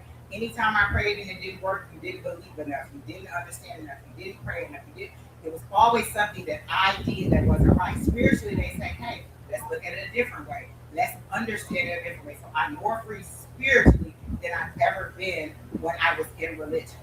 Spirituality. And I no longer fear God. I no longer fear death. That was one thing that church had me in a chokehold. I was always afraid that, I was going to go to hell. I'm going to go to hell because I'm going to preach. So once I got into spirituality and I learned to communicate directly with God, it was like when you die, you just go back over to your regular consciousness, and then you'll come back again if that's what you choose to do. And so it took this thing out of God. There's nothing you can say to me right now that is going to scare me. If you're going to shoot me, go ahead and shoot me. Like, whatever, let's do it. You're going to rob me, go ahead and rob me. You're going to do whatever, go ahead and do it. Because I have no fear of death now. I just be like, okay, if it's going to happen, it's going to happen. I do still fear a little bit getting in a car with Miss Sherry Berry because she drives like Mario Andretti, and I feel like we might get into an accident. So there's a little fear there. Like I always tell my God, if you gonna take me quietly in my sleep. Don't take me in the car with Sherry Berry, right? So take me quietly in my sleep. Those are the things that I say. But again, with spirituality, over time, I just learned to communicate with my guides in a way where they tell me things, where I manifest things, where I'm open to things that I was never open to in the Bible, but it was always there in the Bible. I just didn't understand what it meant and how they tell me to do it. When they tell you to meditate on the word, that's me just speaking to my guides in whatever way. Everybody makes you think that meditation is sitting there going, it's not. My meditation is me walking. How did I learn that? Through Tina at Everything's Just Walking in our Monday night class. She said your meditation isn't like everybody else's. When you're walking down the street, the first time I heard somebody say my name, there wasn't nobody there, I thought I was losing my mind. I thought they were coming to get me. So I'm walking down the street, this is me. I done leaned into my gift. I'm walking down the street, and I'm just blah, blah, blah, looking at the sun and the flowers, and then I hear, Angie. Looking around, ain't nobody around there. Angie. I'm looking around, ain't nobody there. So I look, and then I'm like, oh, wait a minute. That's the Lord calling my name? I can hear you outside of my head calling my name. Hold on now, I learned something new. And so the more I got my understanding of my gifts, the more I loved it. Like it went from just being able to see an 8x10 vision to being able to talk with them and tell them, okay, well, I want to know this, and they tell me the exact answer I want. Or I want to know that, and they tell me the exact, why. Like one of the things that Don taught us, and I love it to this day because I'm lazy. If you're lazy, this will work for you so fast. Don said, when you want to know something, send your spirit guides out. Don't go do the research. Send your spirit guides out. So I said, oh, okay. I ain't got to do it. So I said, I want to learn how to invest, right? I don't know nothing about investing, and I done tried to look it up. I'm confused. It's too lefty, right? Just, I don't know what to do. So, right? So I said, can you go out and teach me how to invest, right? About a week later, my coworker comes up to me because I have multiple jobs because I am half Jamaican. Not really, but I do work a lot. And so I am working at my second job, and I say, she comes up to me like, did you know you can just buy stock in our company through a payroll deduction? Wait, what? So this is her teaching me how to invest. I asked I did the research on my own, tried to learn how to do it. I don't know nothing about nothing. Everything, I'm like, you know what? I just give up every single time. I do what Don says. I send them out. They send her to me, and she tells me, you could just do a payroll reduction. 1 year later, I have thousands of dollars in that company because I've just been doing a $50 payroll deduction every month, and they just buy shares of stock. So now I'm an owner in Amazon, and I have stocks that I've been buying. I didn't have to do anything. I sent my guys out. They brought the information to me. Right after that, Don and his son are deciding, let's do some stock stuff online. So Don's telling us about stocks. Don's writing books about stocks. Here's another way. I asked my guys to go out, and they brought it to me. So one thing that spirituality has taught me is how to manifest, how they did it in the Bible. You know, they would be like, oh, you know, I want this, or I need this, and then boom, and what happened? They would pray, oh Lord, I need this. Same thing that we're doing. We're just calling it in a different way. I use every kind of manifestation technique there is. I use the 369 method. I use just telling the Lord I want. I write it down. I go through my dreams, whatever it is I do. The other day, a couple years ago, my son was learning how to drive. Exactly.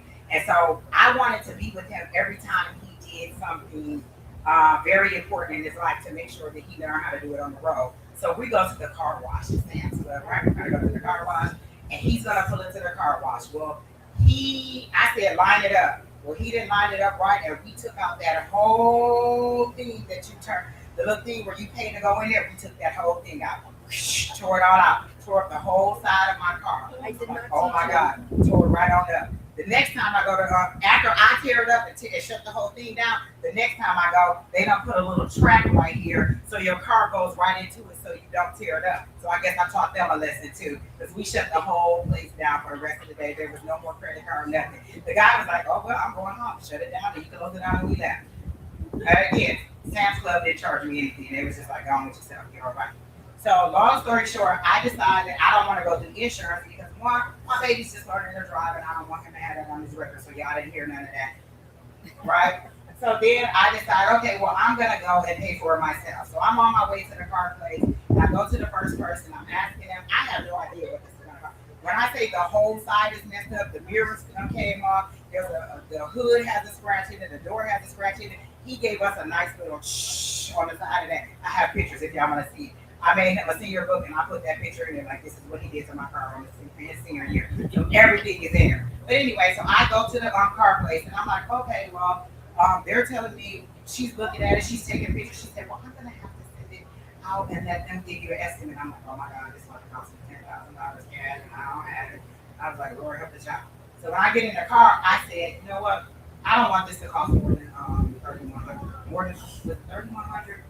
$3,100. I don't know where I got that number from. It just came on the top of my head, right? So I'm driving on my way to the second place because I have 3 places lined up. I'm going. I came here. She don't know what it's gonna be. So I'm on my way to this place. On my way there, I'm doing the 369 method because I learned this from Don and Shauna being on their live show on Thursday mornings, and she mentioned 369. So I'm like, oh, and when they tell you have to believe, you don't, because I don't believe all the time. I believe enough to do what it says. I believe enough to pray the prayer. After that, who knows? I might say, you know what, I am a millionaire. Then 5 minutes later, when that water bill comes, I'm not a millionaire because I don't have the money. So I don't believe 100%. I believe enough to do whatever it is you told me to do. So I believed enough to do the 369 method. I have 2 369 method stories, but I'm gonna tell you this one because this is my favorite. So I get ready to go to the car place. I'm driving to the car place. And I said, I don't want it to be more than $3,100. So I started doing 369 method the way I learned it. 3 times what you want.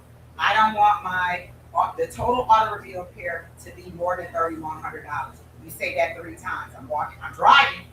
It's less than 2 miles away, so I got to do this fast. I'm driving to the second place, and I said 3 times. I want my car payment to be less than $3,100 for the total repair. Say that 3 times. 6 times you say how it'll make you feel. I am so happy that my auto repair bill is less than $3,100. You say that 6 times. Now, mind you, I'm driving, I'm on my way there, and I'm counting at the same time. All these things you should not do when you're driving. So I got to keep up. I said this 3 times, I said this 6 times. And then 9 times, you give gratitude for what it is that you wanted. So now I'm so grateful that my car payment isn't going to be more than $3,100, right? So I get to the second place. It's 12 o'clock. They're closed. I'm pulling on the door. He's like, I'm like, okay, they're closed. I'll just come back tomorrow. He comes to the door. He says, can I help you? I said, I wanted to get an estimate on my car, but I'll leave. I see you. He said, come on in. I'll help you. Give me 1 second to finish this guy. So he finished that guy. He go outside. He look at my car.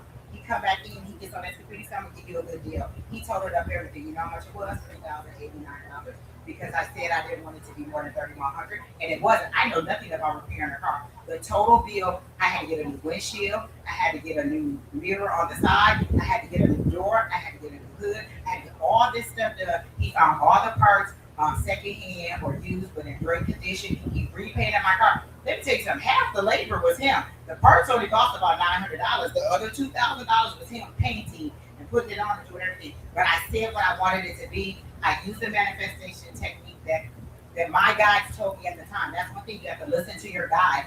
They told me at that time to use 369, so that's what I did. And on my way there, in less than 5 minutes, I was so excited I called Judy immediately, or text Judy immediately. Miss Judy, I get it. And this is Bonnie. She sent me a meme the other day that says, this is a person who who prays whatever spirit tells them, doesn't believe when it happens. And then when it happens, you're like, oh my God, it worked. That's me.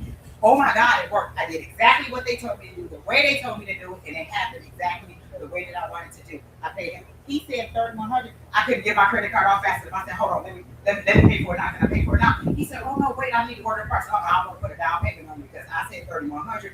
You told me $3,089. That's $3,100. We gonna stay there. My guys done already said that this is what it's gonna be, and that's what it was. Again, I know nothing about cars. I know nothing about. And you know what? The first person I went through, you know what they told me? They came back for 3102. So they were also with it. Everybody knew it, and I have no idea where that came from because everybody made it seem like that was a $10,000 repair that I was going to have. And so when she told me that she didn't know what it was, I was just like, oh my God, she about to come up with a whole bunch of stuff. Her estimate and his estimate was the same. I didn't go to the third person. It don't even matter because he gave me exactly what I said I wanted, and I got it. The other one is a little bit shorter than that, and I'm going to tell it to you because it was about my son. You know, if you ever hear somebody say my favorite Brandon, that's my Brandon. He's my favorite Brandon. And I'm going to tell you where I got that from too. I had a cousin, and he was a little bit older than me and my sister, and it was just us at the time. And he would always be like, "Hey, favorite cousin," and he would say it to her, and he would say it to me, right? And so we'd be like, when we were together, like, "Who your favorite?" Because you always said your favorite, and then he would walk away. So I started calling everybody my favorite. So you're my favorite Sherry, you're my favorite Julie, you're my favorite Don. And so that way everybody thinks they're your favorite and you don't have to worry about who gets the favorite. You just tell everybody your favorite. So anyway, I tell Brandon he's my favorite Brandon. So my son is in high school and he's taking college classes at Rio Salado, but it's not free. I have to pay for it, right? So the bill comes in the mail and he's taking his full course because he graduated with 2 associate's degrees from high school. So I'm paying full, all gen ed classes, I'm paying for them. And so I'm a single mom, I'm working 2 jobs, he's in soccer, he's in school, everything is costing me, right? I got rent, I got mortgage, I got car note, I got insurance, I got everything. And a growing boy eats a lot, right? So he has all these expenses, right? And so college tuition comes up, I need like 500 or 300, I can't remember what the exact amount was, but I needed this money for school, right? 500. Don got, you know why Don knows? Because Don was the person who was with me, and I called him immediately. Don, guess what happened? So I'm needing this money, and Shauna has told us how to do 369. She said 3 times what you want, 3 times how to make you feel, and 3 times what you want, 6 times how to make you feel, and 9 times gratitude. Yes, it wouldn't hurt. So I said, I need the money to pay for my son's school. I need to get up on my mind. I told him what I needed. I left. I went for a walk. I'm crying because, oh my God, they done sent me an email that they're about to kick him out of classes because I haven't paid my next payment. This is the next payment that's due for him, or they're going to kick him out of this class. So 1, there's mom embarrassment. You can't pay for your kids, so now he's getting kicked out of his honors classes and he can't go anymore. 2, where am I going to get the money from? I don't have any more money. I don't have this $500 that I need, right? So I'm going immediately. I prayed the prayer. I did everything she told me to do. I wrote it down the first time because I didn't know how to do it. So I wrote it down. I'm off on my walk crying because even though I did it, I don't believe it's going to happen. That's $500 that my son needs immediately. They like, hey, you got to Friday to pay this money or we're kicking him out of classes. So I'm panicking, right? So I get into the, I get a call from them. The school is calling. So this is me. Oh my God, they want to know, Mr. Wilson, when you're going to give us the money. You owe us $500. So I don't answer the phone, right? The next day I go and listen to the message. They said there's a check at the school because of the Biden era. Whatever we were going through during the pandemic, there was a Biden refund check that came. You know how much it was? The amount of money I needed for my son. I did the 369 method. I didn't believe it. You heard me say immediately. I went out crying because I didn't believe I was going to have the money and he was going to get kicked out of classes. They called. I finally listened to the message and I'm scared. Like, oh my God. They're like, we have a check here for Brandon. It's a refund. It went to the wrong house. We need you to tell us what your address is. I called him and was like, we'll be on our way up here to get it tomorrow. And pick it up in person. We picked it up in person. I put it in my account and I paid his bill immediately. And that's the 369 method working for me twice. Immediately. Not even believing 100% that it would happen. The second time I believed a little more because of the first time it actually worked. So every time I want to manifest something, I do whatever spirit tells me, however they tell me to do it. And the more you communicate with your guides, and it's not like I learned it, it's like I went back to that 5-year-old Angie. Because 5-year-old Angie is like, well, me and Jesus out here playing with these dials and these bricks and these blocks. Because I'm just talking to Jesus all the time and not knowing it. When they show me my spirits that I talked to as a child, one of them is the one that Jesus was, the Jesus that everybody sees with the long hair. That's the one that's sitting on the bed. That's the one I'm talking to. And it's just me and him having a good time. One thing I did skip is when I was really, really into church. I'm the only person. I'm sorry, what's the temperature? We have a question. What's the question? We have a question from online from Katie from Missouri. Okay. As you know, her question is, what is your perception of hell? I don't believe in hell at all anymore. At all. There's no hell because from what I've seen on the other side, it's loving, it's different. And when you die, you just go back to your spirit form. Like it's like you just take this off. Like if you had on a wetsuit, you just take this body off, your whole body becomes free. You go back to spirit. That's how I see it. The fact that I can now talk to spirits, like a spirit will just be like right there next to her. And that was one of the questions I had when Don was up there is, how do you see spirits? Because everybody sees it different. Sometimes it's just a person standing next to her. Sometimes it's a vision. Sometimes it's a taste, a smell, a touch, a feel. So everybody receives their spirits different, so you never know what you're going to receive. So like I was talking to a lady over there, and I won't bring her up, but we were talking to her uncle, and I was like, no, actually I'm going to tell you somebody we were doing a live. Me and Don were doing a live the other day. And let me tell you this, I don't even like mediumship. And the reason I don't like mediumship because it's too many feelings, right? It's all emotional and, oh, Uncle John came through and he wants to tell you how great you are, blah, blah, blah. Like everybody's crying. No, give me psychic straight up to the point because I like to tell you what is going to happen. You might get a job offer. You're probably going to meet somebody. You should, like, I want to tell you factually what's going on in your life right now and how to get out of those situations. So those are my intentions.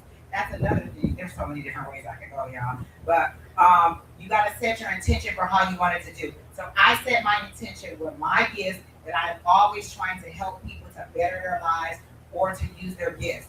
So when I see other people doing other stuff and I'm like, oh, well, they're doing more online videos, like Don and Susan are doing videos and Bonnie are doing videos. Should I be doing more videos? They'd be like, well, if you want to do it the way that they're doing it, yes. But if you want to do it the way you set up your intentions, no.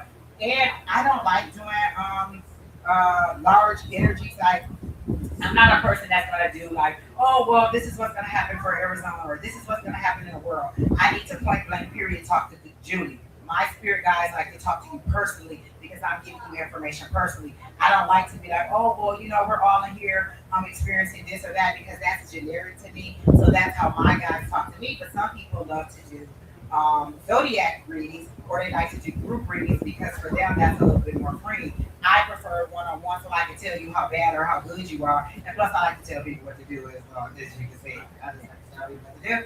So again, I set my intention on how I want my readings to go, how I want to use my gift, and that's how I use them. Before me and Don go live, because me and Don go live every Wednesday night, 6 to 10, not 6 to 10, Lord have mercy, 6 to 2. And it's ishy. Like we might be at 6, we might be at 6. I'm sorry, 6. Oh my God, Lord. Listen. If we get into a marathon, it might go to 2, but really 6 to 8, I'm sorry, 2 hours. We're already supposed to be on 2 hours. But we might not get there at 6:30. We might not get there to 7. Because a lot of times we're behind the scenes talking before we get there. And we're like, well, we could have just said all this online. But we're just catching up and we're talking about spirits and things like this that are happening. So we get online and we're talking and we're telling people about what's going on. And one of the ladies we were talking to, she wanted a love reading. You know how much I love a love reading. I love a love reading, but as much as you love salt being poured in your womb, I cannot stand a love reading.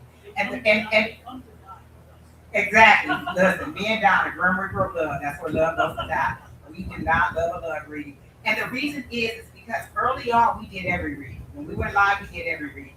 We did love, we did financial, we did everything. But a lot of people will come, when am I ever going to get married? And the way you ask the question already pulls on my energy. When am I ever going to get married? That already shows that you have a defeated attitude, right? Does such and such love me? And I'm like, well, I'm like, do you know such and such? Oh no, he's my barista at Starbucks, and he serves me coffee every morning, and I think he loves me. You've never even talked to him. He just calls your name and says, Angie, your tea is ready.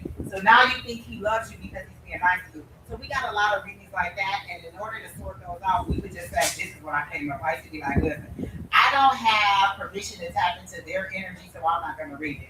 And that's the line that we all kind of told, is like, I can't get into your other person's reading, because technically, if I'm giving you a reading, I'm reading your diary, I'm reading your mind, I'm going into your energy, and I know your personal thoughts. Like, I can see them, but I choose not to. Even in my personal relationships, I do not get into those kind of things.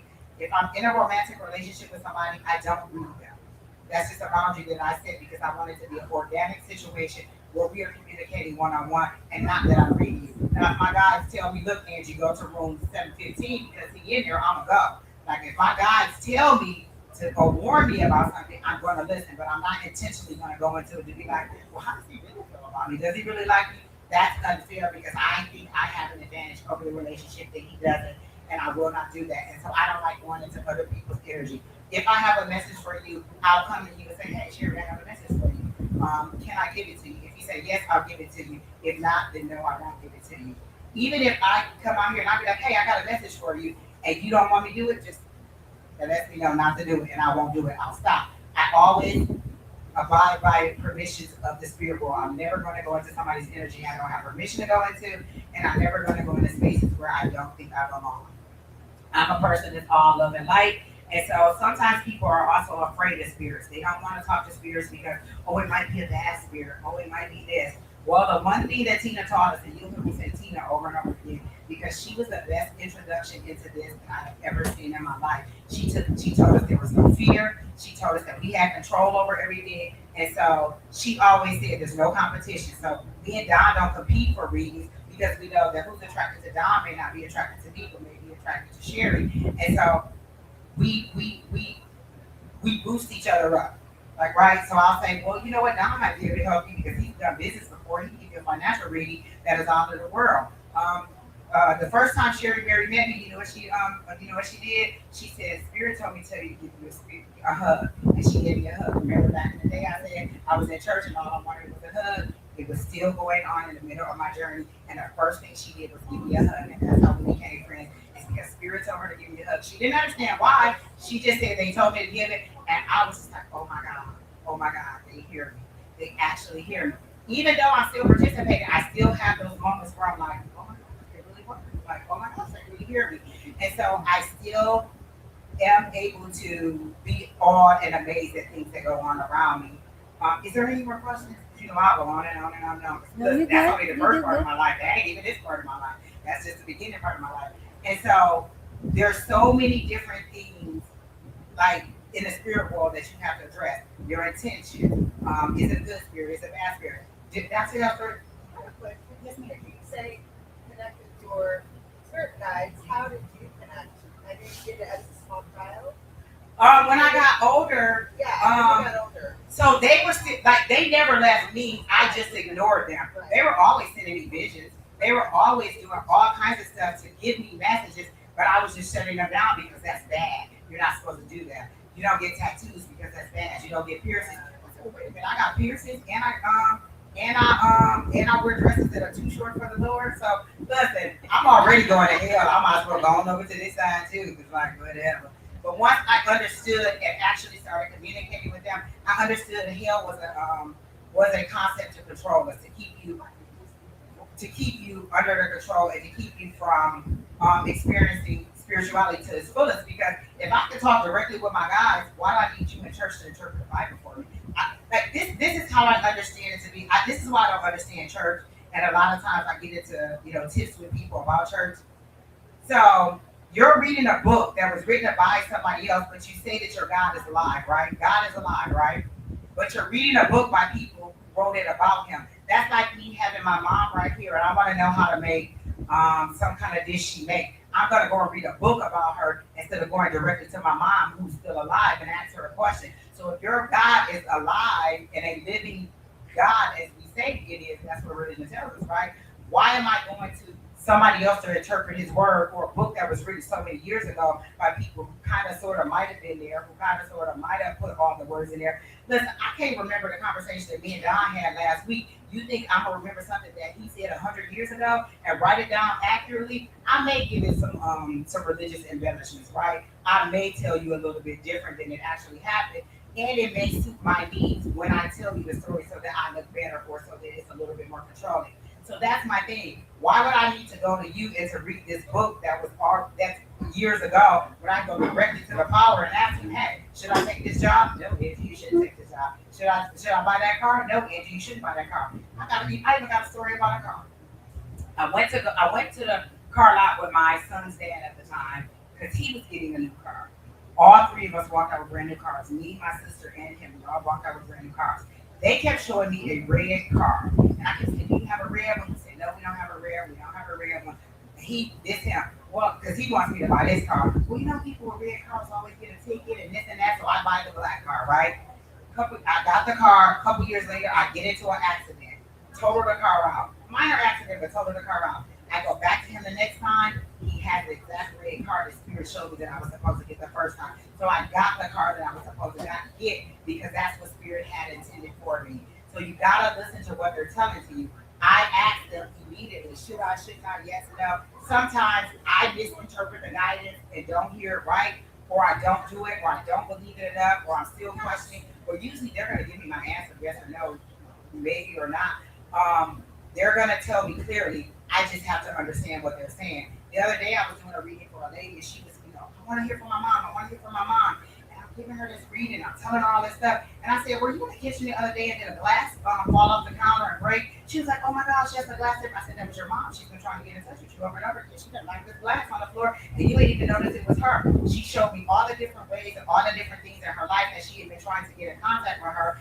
The dad, one of the other people I was reading, the dad's in the car with her all the time. She doesn't understand why this song always comes on the radio.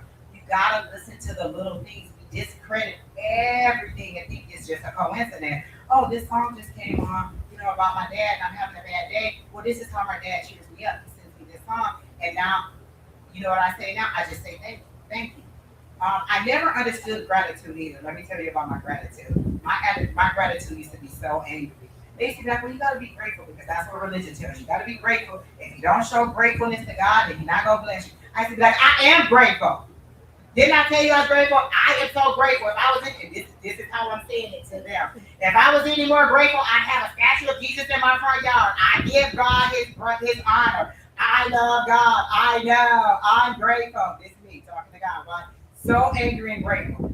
As I got older and understood how to communicate with God, I understood gratitude a different way. And so I wake up and I'm grateful that I get to work from home and I don't have to go into the office, because that's something that adds like 2 hours to my day. I gotta get up early, I gotta get dressed, I gotta find something, I gotta battle through traffic. I'm grateful for little things, and my gratitude isn't angry anymore. One of the things that Don, this is an example that Don gives all the time about opportunities and obstacles. If you get a flat tire, right, and you're on the side of the road, you're waiting on the people to come, and you're like, dang it, I gotta wait for the tow truck to come, I gotta do this. So that's an obstacle, right? I gotta wait, I gotta pay, I gotta do all this stuff. The opportunity, the way that Don presents it is, you were able to control your vehicle, you were able to get to the side of the road safely, you didn't crash, you weren't injured, your car isn't tore up, they're gonna come, they're gonna replace your tire, you're gonna be back on the road, and you're gonna get where you need to go. That's an opportunity for you to get gratefulness that you actually survived something that could have been a lot more worse than it was. In the past, I always saw that as at least. I used to be like, I'm tired of serving a God of at least. At least you still alive, your house burned out, at least you still got your health, but I don't have no place to live, people. And so my gratitude was so grumpy and angry because I didn't understand gratitude the way that I understand it now. So I give gratitude every single time that I can. And what I've understood and what they didn't tell me is that the more you have gratitude, the more opportunities you have to be grateful. So I was so grumpy, I was getting more opportunities to show my angry gratitude. Yes, Don. Ms. Angie, explain to folks how you handle those people who want to negotiate hospitality. Oh my goodness. Listen. We have people who want to negotiate. And what Don said was, how do you handle people who want to negotiate when you're giving them a reading? So you give them a reading, and it's like, does Billy love me? Well, I kind of see Billy has a wife and he's married, and he's living his own life. So no, he's not gonna leave his wife to be with you. Well, do you think if I buy a new pretty dress, he'll like me more? Do you think if I like they want to negotiate my reading? I'm gonna tell it to you flat out. I'm gonna be honest with you. I'm not gonna lie to you. If they say no, then I'm gonna tell you no. One thing, because I used to be so fearful of getting readings that I would be like, well, what if I tell them to do something and it turns out bad? And they would be like, listen, as long as you do it exactly the way that we said, you have no consequence. If I tell you to quit your job, open a Pizza Hut, and start a new and quit your job, open a Pizza Hut, and start your new business, that's how I have to say it. Spirit is telling me to tell you to quit your job and open a Pizza Hut. If I say, well, Spirit is saying you might want to update your resume and get it out there and maybe look for another building. That's not what Spirit said. Spirit said, quit your job and open a Pizza Hut. I have to say it exactly the way they said it, exactly the way they told me to tell it, whether you like it or not. And I tell people all the time, don't get mad at me. I'm telling you the way that I see it. I'm not putting any interpretation with it. I don't even know you like that. I had a lady cuss me out and call me everything but the child of God online because I told her that her boyfriend thought she was a little bit over the top. Like, so, and this is the way they showed it to me. This is exactly how they showed it to me. So she wanted some Starbucks. He went to go get her some Starbucks, and then he brought it to her. This isn't hot enough. This isn't cold enough. This isn't what I taste. This isn't what I want. She was very, very difficult to deal with. So I said, she cussed me out. You don't know me. You just think that I'm jealous of me because I got all this money. She cussed me completely out online. I promise you. If you go on my YouTube or on Don's YouTube, you will see it. We made a clip of it. She cussed me out so bad online. I'm like, I don't even know you like that, but I understand why he did it. This person sent his new girlfriend to her house. That's how bad he wanted to get rid of her. And she just didn't want to hear it. So she wanted to get another way. And so a lot of times we'll tell you what you want. We'll tell you the truth, but you want to not negotiate it. Well, should I buy this car from this guy? He's selling it to me for $5,000. And I'm like, well, no, Spirit is saying the car is only worth about $2,000. You shouldn't get that car. You should, look for something else. Keep going. Well, you think if I ask him to drop it a little bit, he'll drop it? You think if I get new tires, it'll be okay? Spirit said, don't buy the car. Look for something else. I'm just going to repeat it to you. Don't do it, right? And so when you try to negotiate with me in Spirit, no, I'm just going to tell you, I don't see it that way. That's not what God said. That's not how. And a lot of times you'll hear me interchangeably say Spirit, universe, God, because everybody believes different. So when I tap into your energy, I tap into your higher power. Whether your higher power is Allah, whether your higher power is Buddha, whether your higher power is Jesus, God, whoever. I tap into your higher power about you. I don't ask who their higher power is. I tap into the higher power as I know it to be. So if Julie wants to know, should she move to San Diego? I'll say, Spirit, should Julie move to San Diego? And I like to know your name so that I can address you when I ask Spirit. And so I'll go to your guys and say, should Spirit, and then Spirit will say, no, she should wait 6 months, or she should wait for, for this money to come in. I'll tell it to you exactly the way they told it to me. Sometimes they'll tell me it's not my business to know, and that you need to come to them personally. So sometimes they'll be like, tell her to come to us personally, and we'll give the message to her. And I'll say, well, they're saying they're going to come to you in your dream, and they're going to tell you in your dream. So understand the way they're telling it to you in your dream. So I'll tell you exactly what Spirit is telling me. I'm never going to sugarcoat. Well, I'll be sugarcoating a little bit. Like the other day, we were doing, this lady said, back to the love reading. And I'm all over the place, y'all. She said, can I get a love reading? Don picked her out of the chat. I'm going to have to blame this on Don. Because when we do it, we just go to whatever energy we're drawn to. And John was like, oh, let's do this, girl. And so John was like, well, what's your question? She said, can I have a love reading? I said, yeah, I love reading. So this me, I didn't want to do the love reading. I was just about to say, we don't do love readings, but they showed me her boyfriend yelling and screaming at her. They showed me him calling her stupid. So at that moment, I said, oh, this is an abusive relationship. I do have to tell her about this. So we give her the reading. Don gives her the reading. Before the reading is done, she said, you know what, y'all, I'm going to put in my 60-day notice, and I'm going to leave this relationship, because that was the confirmation that I needed. I listened to Spirit, even though I don't like love reading. In that case, they told me to give her a love reading, so I gave her the love reading. And she decided that she was going to leave that person. And her dad even came through. Let me tell you, her dad came through, Isaac Hayes. I said, do your dad look like Isaac Hayes, or does he like Isaac Hayes? She said, he looked just like Isaac Hayes. I said, girl, they just showed me Isaac Hayes. And then I said, well, he's showing me that you need to go to your aunt's house. You have a lot of family. She said, I do have family around. Yes. And so it, like, for me, it's not all one way. Like, I may be getting a psychic hit, a mediumship hit. I get it all kinds of ways. And I might use tarot. I do it all, because whatever Spirit tells me to do, that's how I'm going to do it, to give you your message, for you to get your message. Sometimes I'll hear the name over and over again. Who's Joe? Who's Joe? Who's Joe? And I'm like, okay. So then I'll say, is somebody out here with somebody, with a cousin or uncle or somebody named Joe? And then I'll give you the message. But I do what they tell me to do. I haven't had a situation where they told me to walk up to somebody and be like, listen, tell such and such that she need to go to, blah, blah, blah, and do this or not. I haven't had that situation. I'm waiting on that day where I'll just be like, girl, let me tell you, I know, don't think I'm crazy, but if you have an aunt named Susie May, and she said blah, blah, blah, do you want the message? I'm waiting on that day. Like, I'm waiting on Spirit to give me my chance. And that's why I'm just like, oh my gosh, I'm the Long Island medium. Because that's how the Long Island medium do it. And I just love the Long Island medium. She'll be, she get the rub on her lip. She get she about to give a read. That's me. I'll just be looking like, do she need to read? Does she need to read? Who need to read? That's me looking for somebody to tell. And they ain't gave me my chance yet. I'm waiting on that, and I'm waiting for the Don is out. They'll be like, wait, I saw you online. I'm waiting for that to happen too. For somebody to be like, hey, you ate 5 cents. Yes, that is me. I am waiting on those moments to happen. So, do we have any more questions? 369. 369. Exactly. Listen. Hello. Listen, did she just say 369? That's what I need to do. And sometimes, like, again, whatever the manifestation is, I'll do it that way. Because I even do candle magic. I love candle magic because I'll do candle magic. I'll write it on the side of the candle where I want.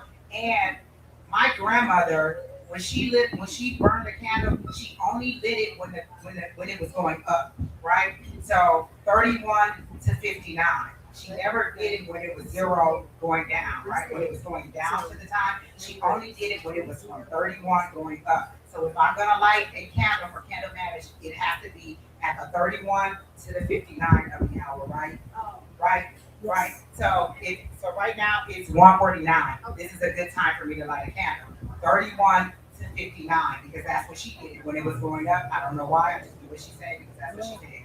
So that's the way I do it. I'll write what I want on the side of the candle. I'll use whatever color they tell me. If they tell me white, I use white. If they tell me black, I use black. If they tell me blue, whatever color they tell me, I do what they tell me. I write it on there. I light the candle. My about those 7-day and 3-day candles, and they never went out. There was always somebody in my grandma's house anyway, but we never put them out, so I never let my candle out. Once I light it, it's lit, and I let it burn. And have you ever lit a candle and you heard a little crackling and a popping? They said that spirit talking about what it is that you put into that intention. That's the spirits, conversing about what you asked for. So I studied a little bit about candle magic. I don't know a lot about it, but it has worked for me. So I use candle magic. Like I said, I'll write it on the side of the candle. I'll let it burn, and then at the end, within a couple days, a couple weeks, or however it is, it happens. Yes, ma'am.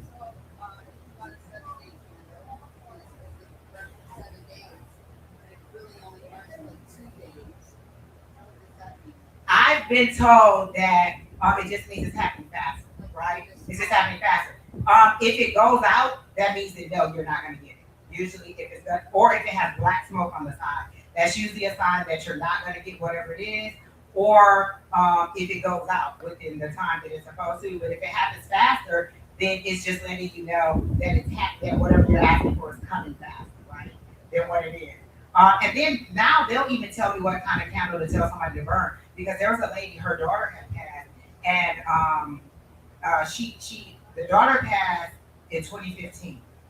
And so and again, I don't like mediumship. So the way that my guys presented her to me was the little girl from Poltergeist. I'm so into Poltergeist. And it was a scene in Poltergeist where she's in the TV, she's going, Mommy, where are you? I can't find you, Mommy. And so this is how, so Don, we're on our live, and I'm hearing this. And she's asking, for a reading. And I'm like, oh, shoot. This is the daughter that she's talking about. She's here. But this was a little bit different for me. Usually when it's mediumship, I'm talking directly to the spirit. I'm giving you the message. Well, in this case, there was something that wasn't connecting right because I was getting all the information about the little girl, but I wasn't connecting to the little girl. My guys were presenting it to me, and she just kept going, Mommy. And I was like, okay, well, were you not there when she passed? She was like, no, I was there. It was a car accident. I said, okay, did she not make it to the hospital? Because there seems to be a very quick way that she passed. Like it was like, you were there and you weren't there, and that's why she's confused because she doesn't understand why you're no longer here. She said it was a very traumatic thing, and the girl died instantly in a car accident. And so for me, even though it's been almost 11 years, she hadn't understood that she was on the other side. So what they told me to tell the mom was to light a candle, not the jar candle, the 3-day or 5-day candle, the long skinny candles that you would put in a candle holder, to light that and put the intention of it into that I want my daughter to connect with me or I want her to cross over. So I do it that way. And I've also learned that from Miss Julie, because Miss Julie will light a candle for people to cross them over to get to the other side when they're confused. Because this little girl seemed like she didn't know. I don't know that I can't tell if she couldn't understand that she was on the other side or if she just couldn't find her mom, right?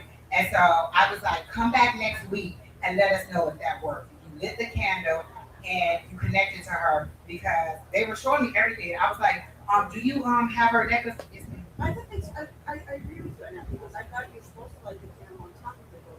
Exactly. But this has been 15 years, and so we were a little confused because in 15 years, you should have already crossed over and found the other side.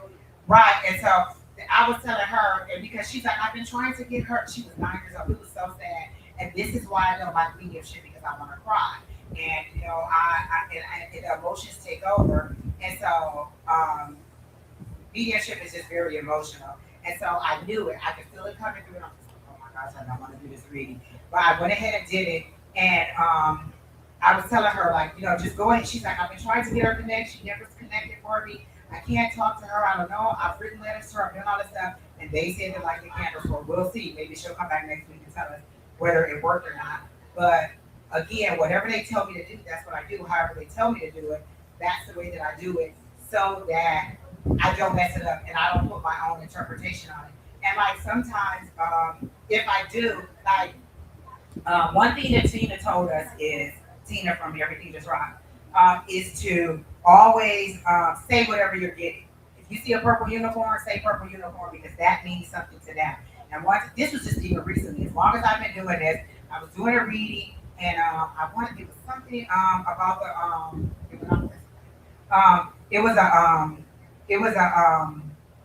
a lady, and they showed me something, and I didn't want to say it because it didn't make sense to me. And so when I said it, so then she said it, and I was like, oh my goodness, they showed that to me, but I didn't say it because it didn't make sense. And it didn't. So everything that you receive, say it, even if it's like, oh well, like a lot of times they'll tell you like physical description isn't necessarily something that you need to tell them, but it makes sense because the other day me and Don were live again, and he was telling this, he was doing a reading, and he said, "Who's the short, squatty guy or something?" You said about, and she was like, "Oh, that's my side piece." Side piece. Wait a minute, hold on. You got a real one and an extra one on the side. I said, delete that out the chat because we don't want nobody to know that you got an extra one on the side. So delete that. But we went ahead and did the reading, and he described who the guy was. He gave her, and again, this is a love reading. We do not like love readings, but we went ahead and do it. So if it comes organically, that's how I say it's organically. If I'm doing your reading and then they show me that you're going to meet somebody, that you're going to whatever, I'll give it to you because you didn't come to me and say, I want a love reading. Yes, ma'am. Mhm.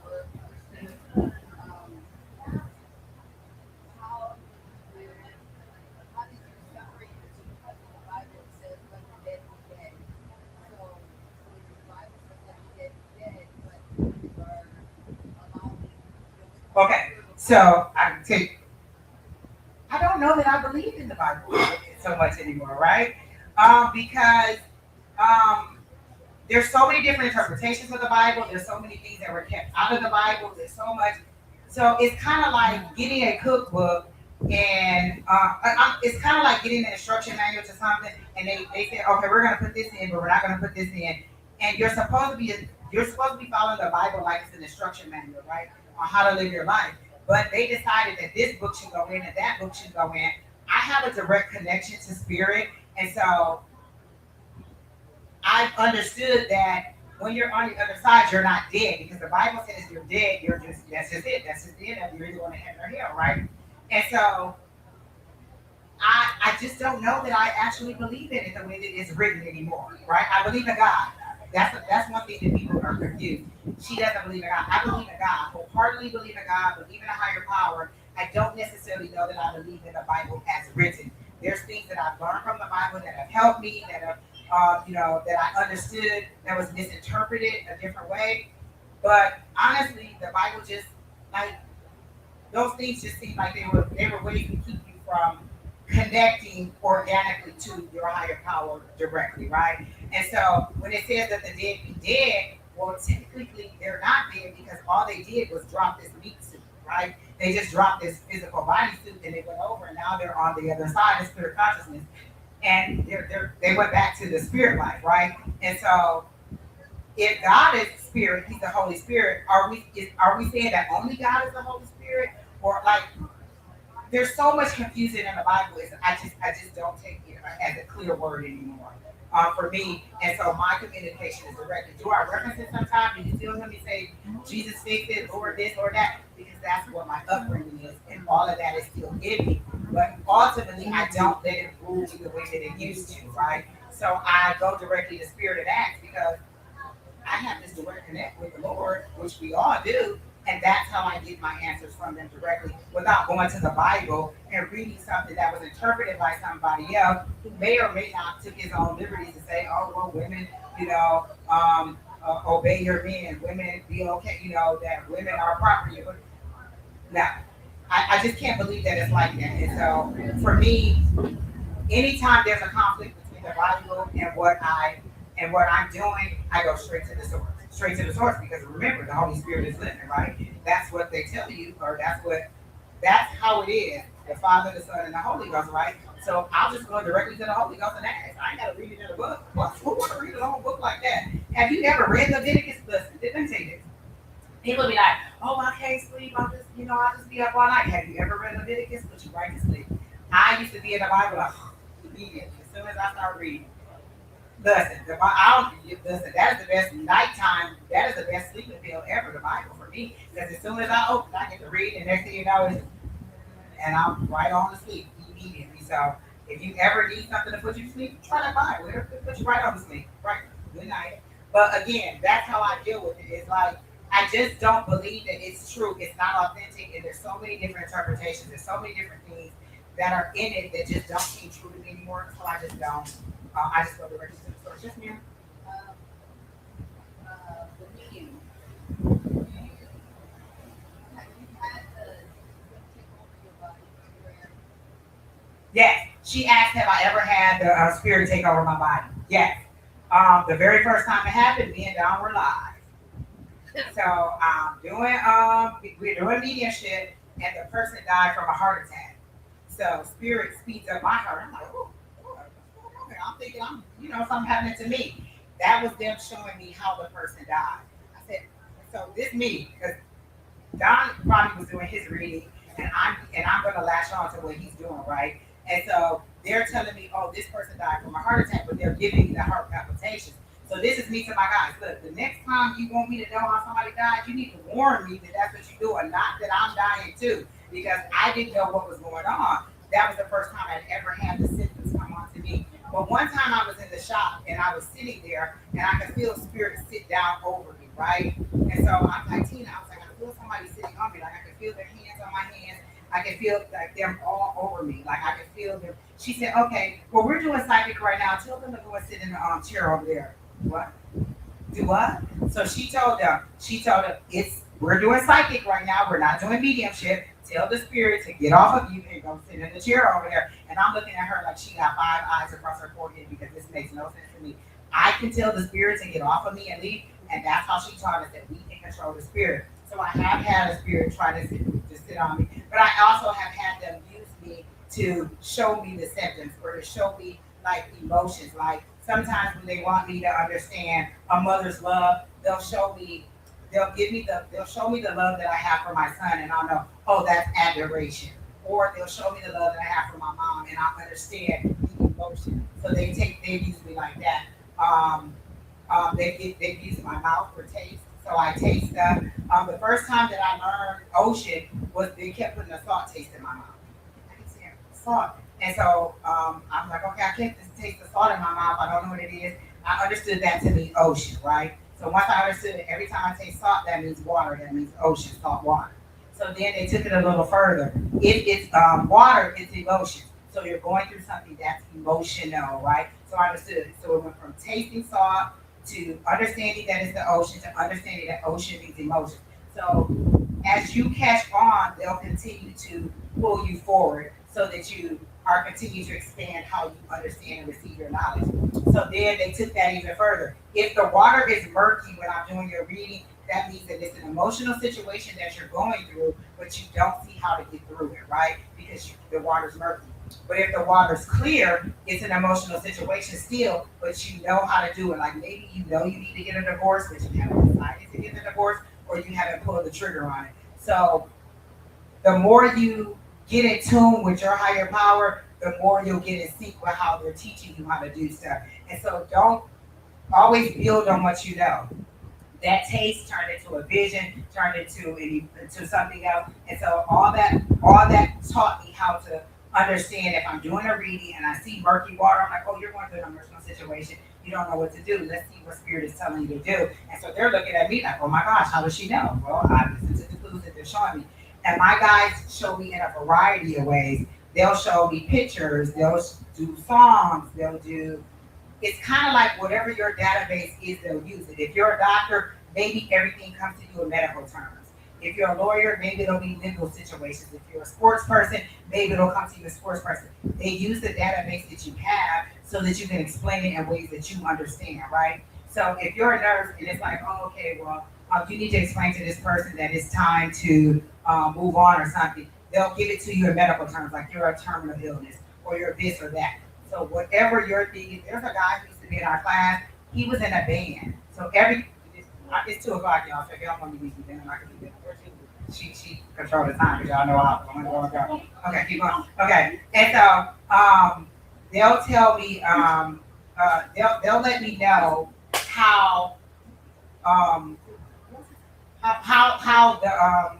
they'll keep me going forward and keep me expanding my knowledge and how I'm receiving my information, right? So, yes. Is there any more questions? Anywhere? Any in the chat? No, none in the chat.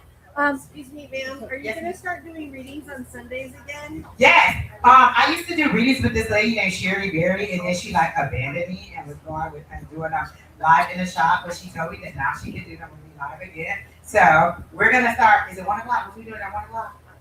Oh, You used to do. I think it was like Was it 1? 2. I thought it was 3. Was it 3? I don't remember. 3? Oh, 3 o'clock. Good. There it is. Just let it know. So we'll start doing readings again live 3 o'clock on Sundays. Me and Sherry Berry. In July, sometime in July. So we'll get it together. If you like, share, subscribe, and all that, you'll know because you'll see the alert when we come on. But we do free readings, usually about 2 hours. So me and Don do it from 6 to 8, and then me and Sherry Berry will do 3 to 5, whatever time it's been.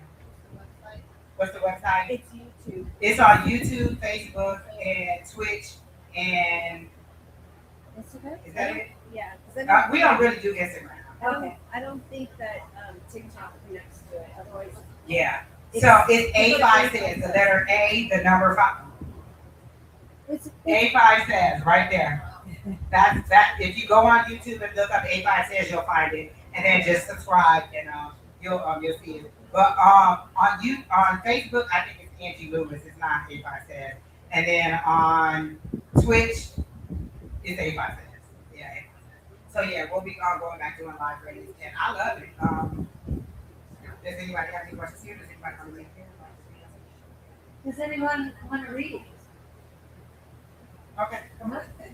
Oh, you don't want to get on camera, right? You can just give her the thing, and I'll ask you. I'm gonna go back to my booth. Okay. I've already tapped into her energy just a little bit earlier today, and I was giving her some things. And again, if there's anything I get into that you want me to stop, I'll stop. Okay.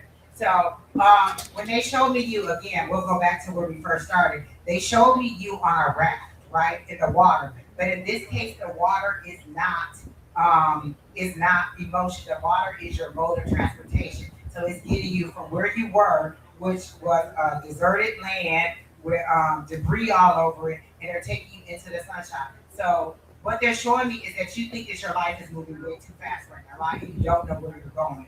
You're just moving forward. But what they're saying is you have the connection, but you just don't trust it fully. Am I correct? You don't trust it correctly. You don't trust it fully because you don't necessarily, because of all the things that's gone in your life. They showed me some of the trauma from your childhood. They showed me some of your coping mechanisms for the trauma. And your uncle came through, right? But, so now they're showing me, okay.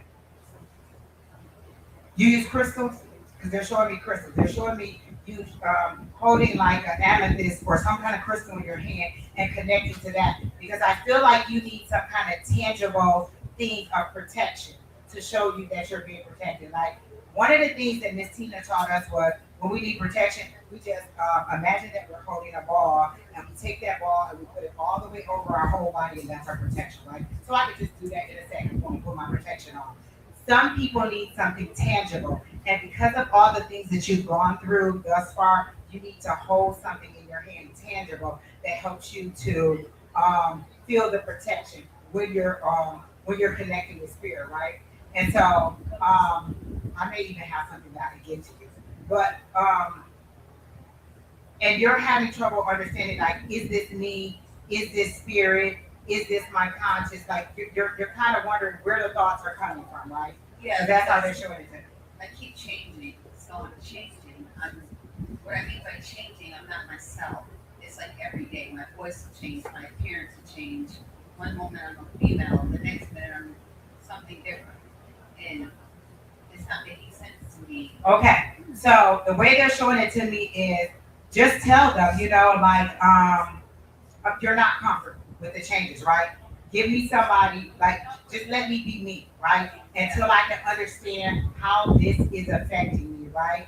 And so, let me see what else they're giving to me. What's the are you looking to move to California? We were thinking about it. Okay, because they showed me California immediately. That is a good decision. The water, you need to be by the water, the salt water, right? That's you with the water, is that correct? So they're showing me the salt water. You need to be by the water because for you that cleanses you, right? and you feel like if you're near the water, it'll cleanse you over and over and over again. Anytime you feel like you're dirty spiritually or anything that's going on, it cleanses you. So yes, go ahead and move to California. That's a good thing for you. Is your worry about school? Is that why you? Was that the hold up a little bit about school for your daughter, or wondering about school because they're showing me school is one of the things that have kept you from leaving. Is that something that's been holding you back? No. And thinking about where you're going to go. Is it San Diego? No, it will be LA, but it was between LA and Dubai. So I lived in Dubai before, so I wanted to go back there. So we were just exploring our options, but we just went to California last week, and I thought maybe we'll do California just. So they're giving me California, but they're giving me more San Diego than California because California seems to be a little bit rough. I mean, they're giving me San Diego versus LA, right? Yeah. Because LA seems to be a little bit rough, right? And so San Diego will be a little bit more toned down for you. Is that correct? For sure. So that's how they're giving it to me, right? And so,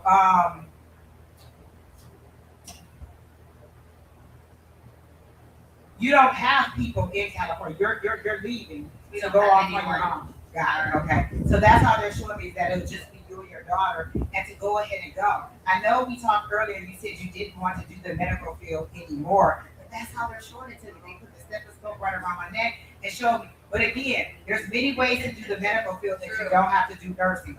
You could, work in a doctor's office. You could be a healer, Reiki, all those other things. Because I feel like you have the touch, right? You have it. You dabbled in energy work, but you don't have control of it. Correct? I never dabbled, but when that light came, this fire came out of my hands. So like this blue light came out of my hands, and I always believed that I could heal with my hands. Exactly. So that's another way to do the medical field, right? It doesn't necessarily have to be a nurse or a doctor or something like that. You could be an administrative person in there. You could do you could do the Reiki, you could do psychology, you could do all these other things. They're also showing me. Are you trying to get a car? Yes. Because they're showing me a car, like you needing a car. Yes. They're showing me you're needing a car.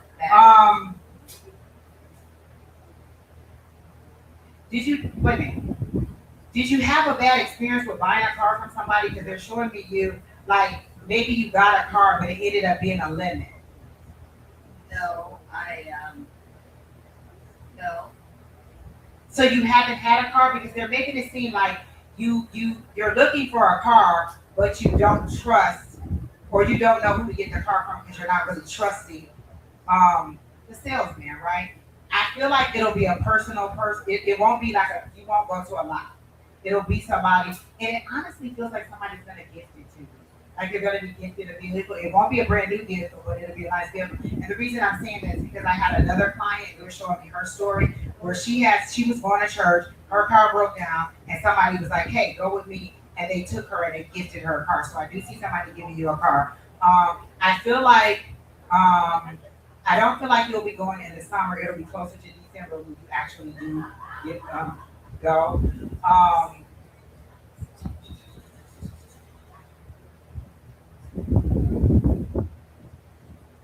You're trying to wait because they showed me braiding hair.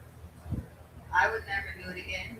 You won't do hair again because they showed me you trying to make the money to get there with all the skills that you had, and they showed me somebody braiding hair. So you used to do hair. I used to, but I stopped doing hair because fibromyalgia. Oh, exactly. We did talk about that. Okay. I honestly see you being gifted the car and not having to buy it. Like somebody's just like, and I don't know if this is a stranger that's giving it to you or if this is somebody that you know who's giving it to you, but they're just kind of like, you know what, if you want it, you can take it. Like, they're ready to be done with it. It's kind of like it's on the side of the road. If you can take it, you can take it, right? And so it may have some issues, but it'll get you where you need to be until you can get where you want to be.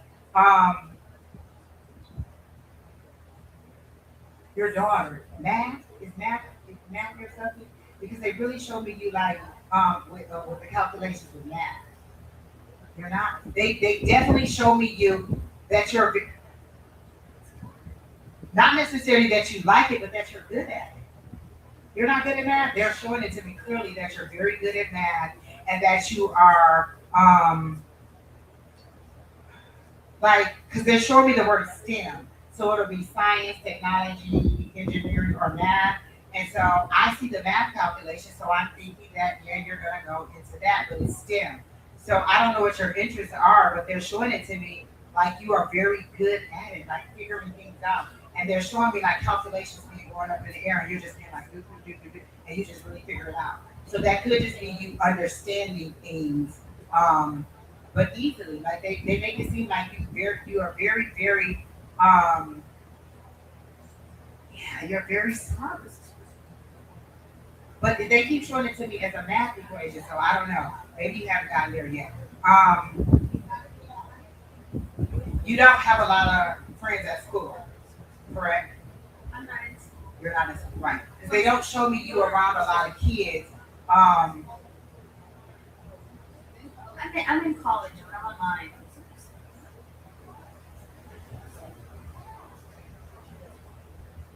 I don't know because they're showing me the kids, but that you're not like you've never been in school because they're making it seem like not that you didn't get along with, but that you just kind of didn't fit in with them sometime in school. Yeah, in the past, when I was Oh God, okay. I'm like, wait a minute, they're showing me you in school. Hold on. Okay.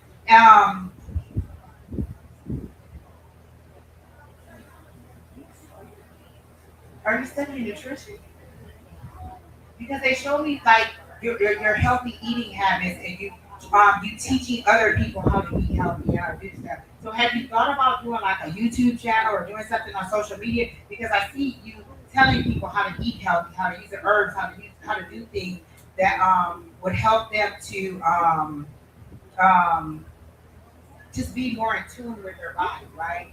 So if you've ever thought about doing that on social media, they're saying that that's a good thing. That don't cost anything, just get online and do live. Do you have a specific question for me? Because they're making it seem like you have a question. Either.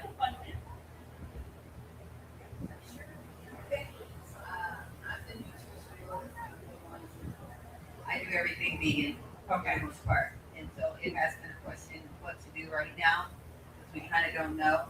We're just get online and cook. You know what I'm saying? Show people how you eat. Everybody's very voyeuristic, right? They like to see stuff. So just, show you preparing a meal. Show you preparing, your, why you chose to be vegetarian or why you chose to be vegan or why you chose to be whatever.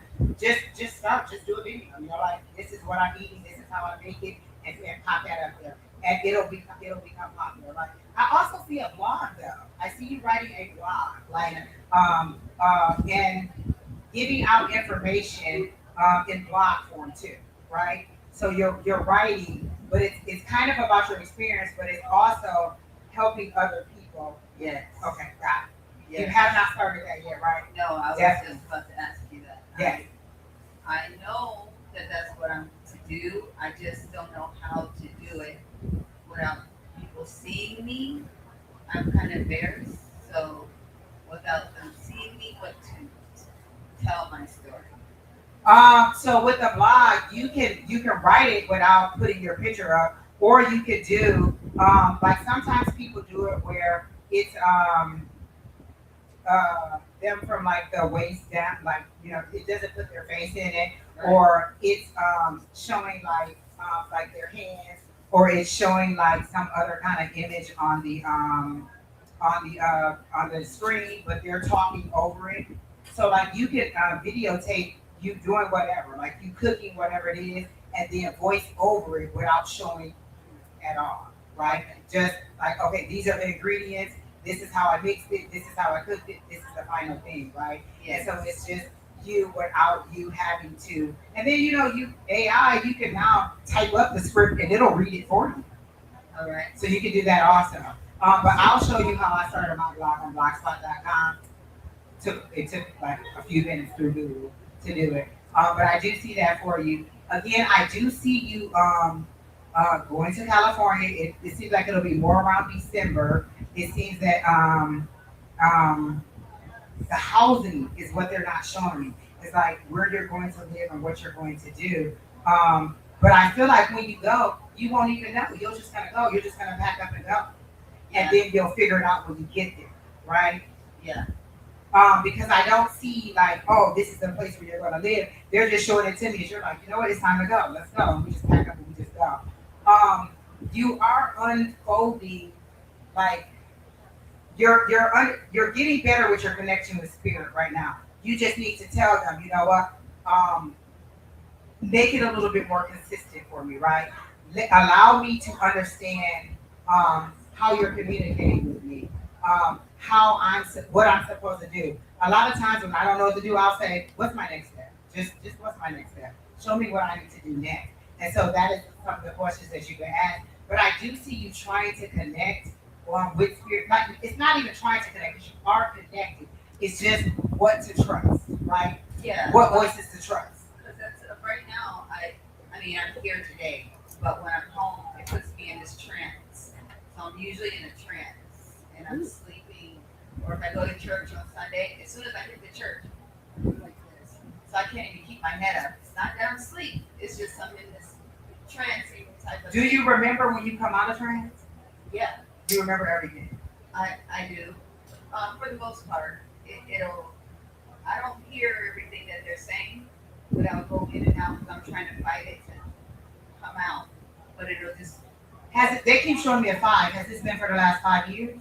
Yeah. Okay, they keep showing me a 5. But this has been for the last 5 years. And you are trying to, but it's going so fast. That's why they had you on water going so fast, because you don't necessarily understand what's going on, right? I feel like my time is going fast and I haven't moved. I'm just here, not going. Okay. Our time is up on here, so I'll get off and I'll talk to you when we get off of here. But thank you for allowing me to do a little bit of a reading online for you. I love your energy. Thank you all for listening to my little spiel and hearing about my life. Have a great rest of your day. And thank you, Ms. Julie, for allowing me to just poke me out my hair. Yeah, thank you for coming in. We really appreciate it. I always love it when A5 says it's online and also on stage. She does a great job. So thank you very much. And thank you all for coming in. We do appreciate it. And we will get this edited and up and running pretty soon. Thank you.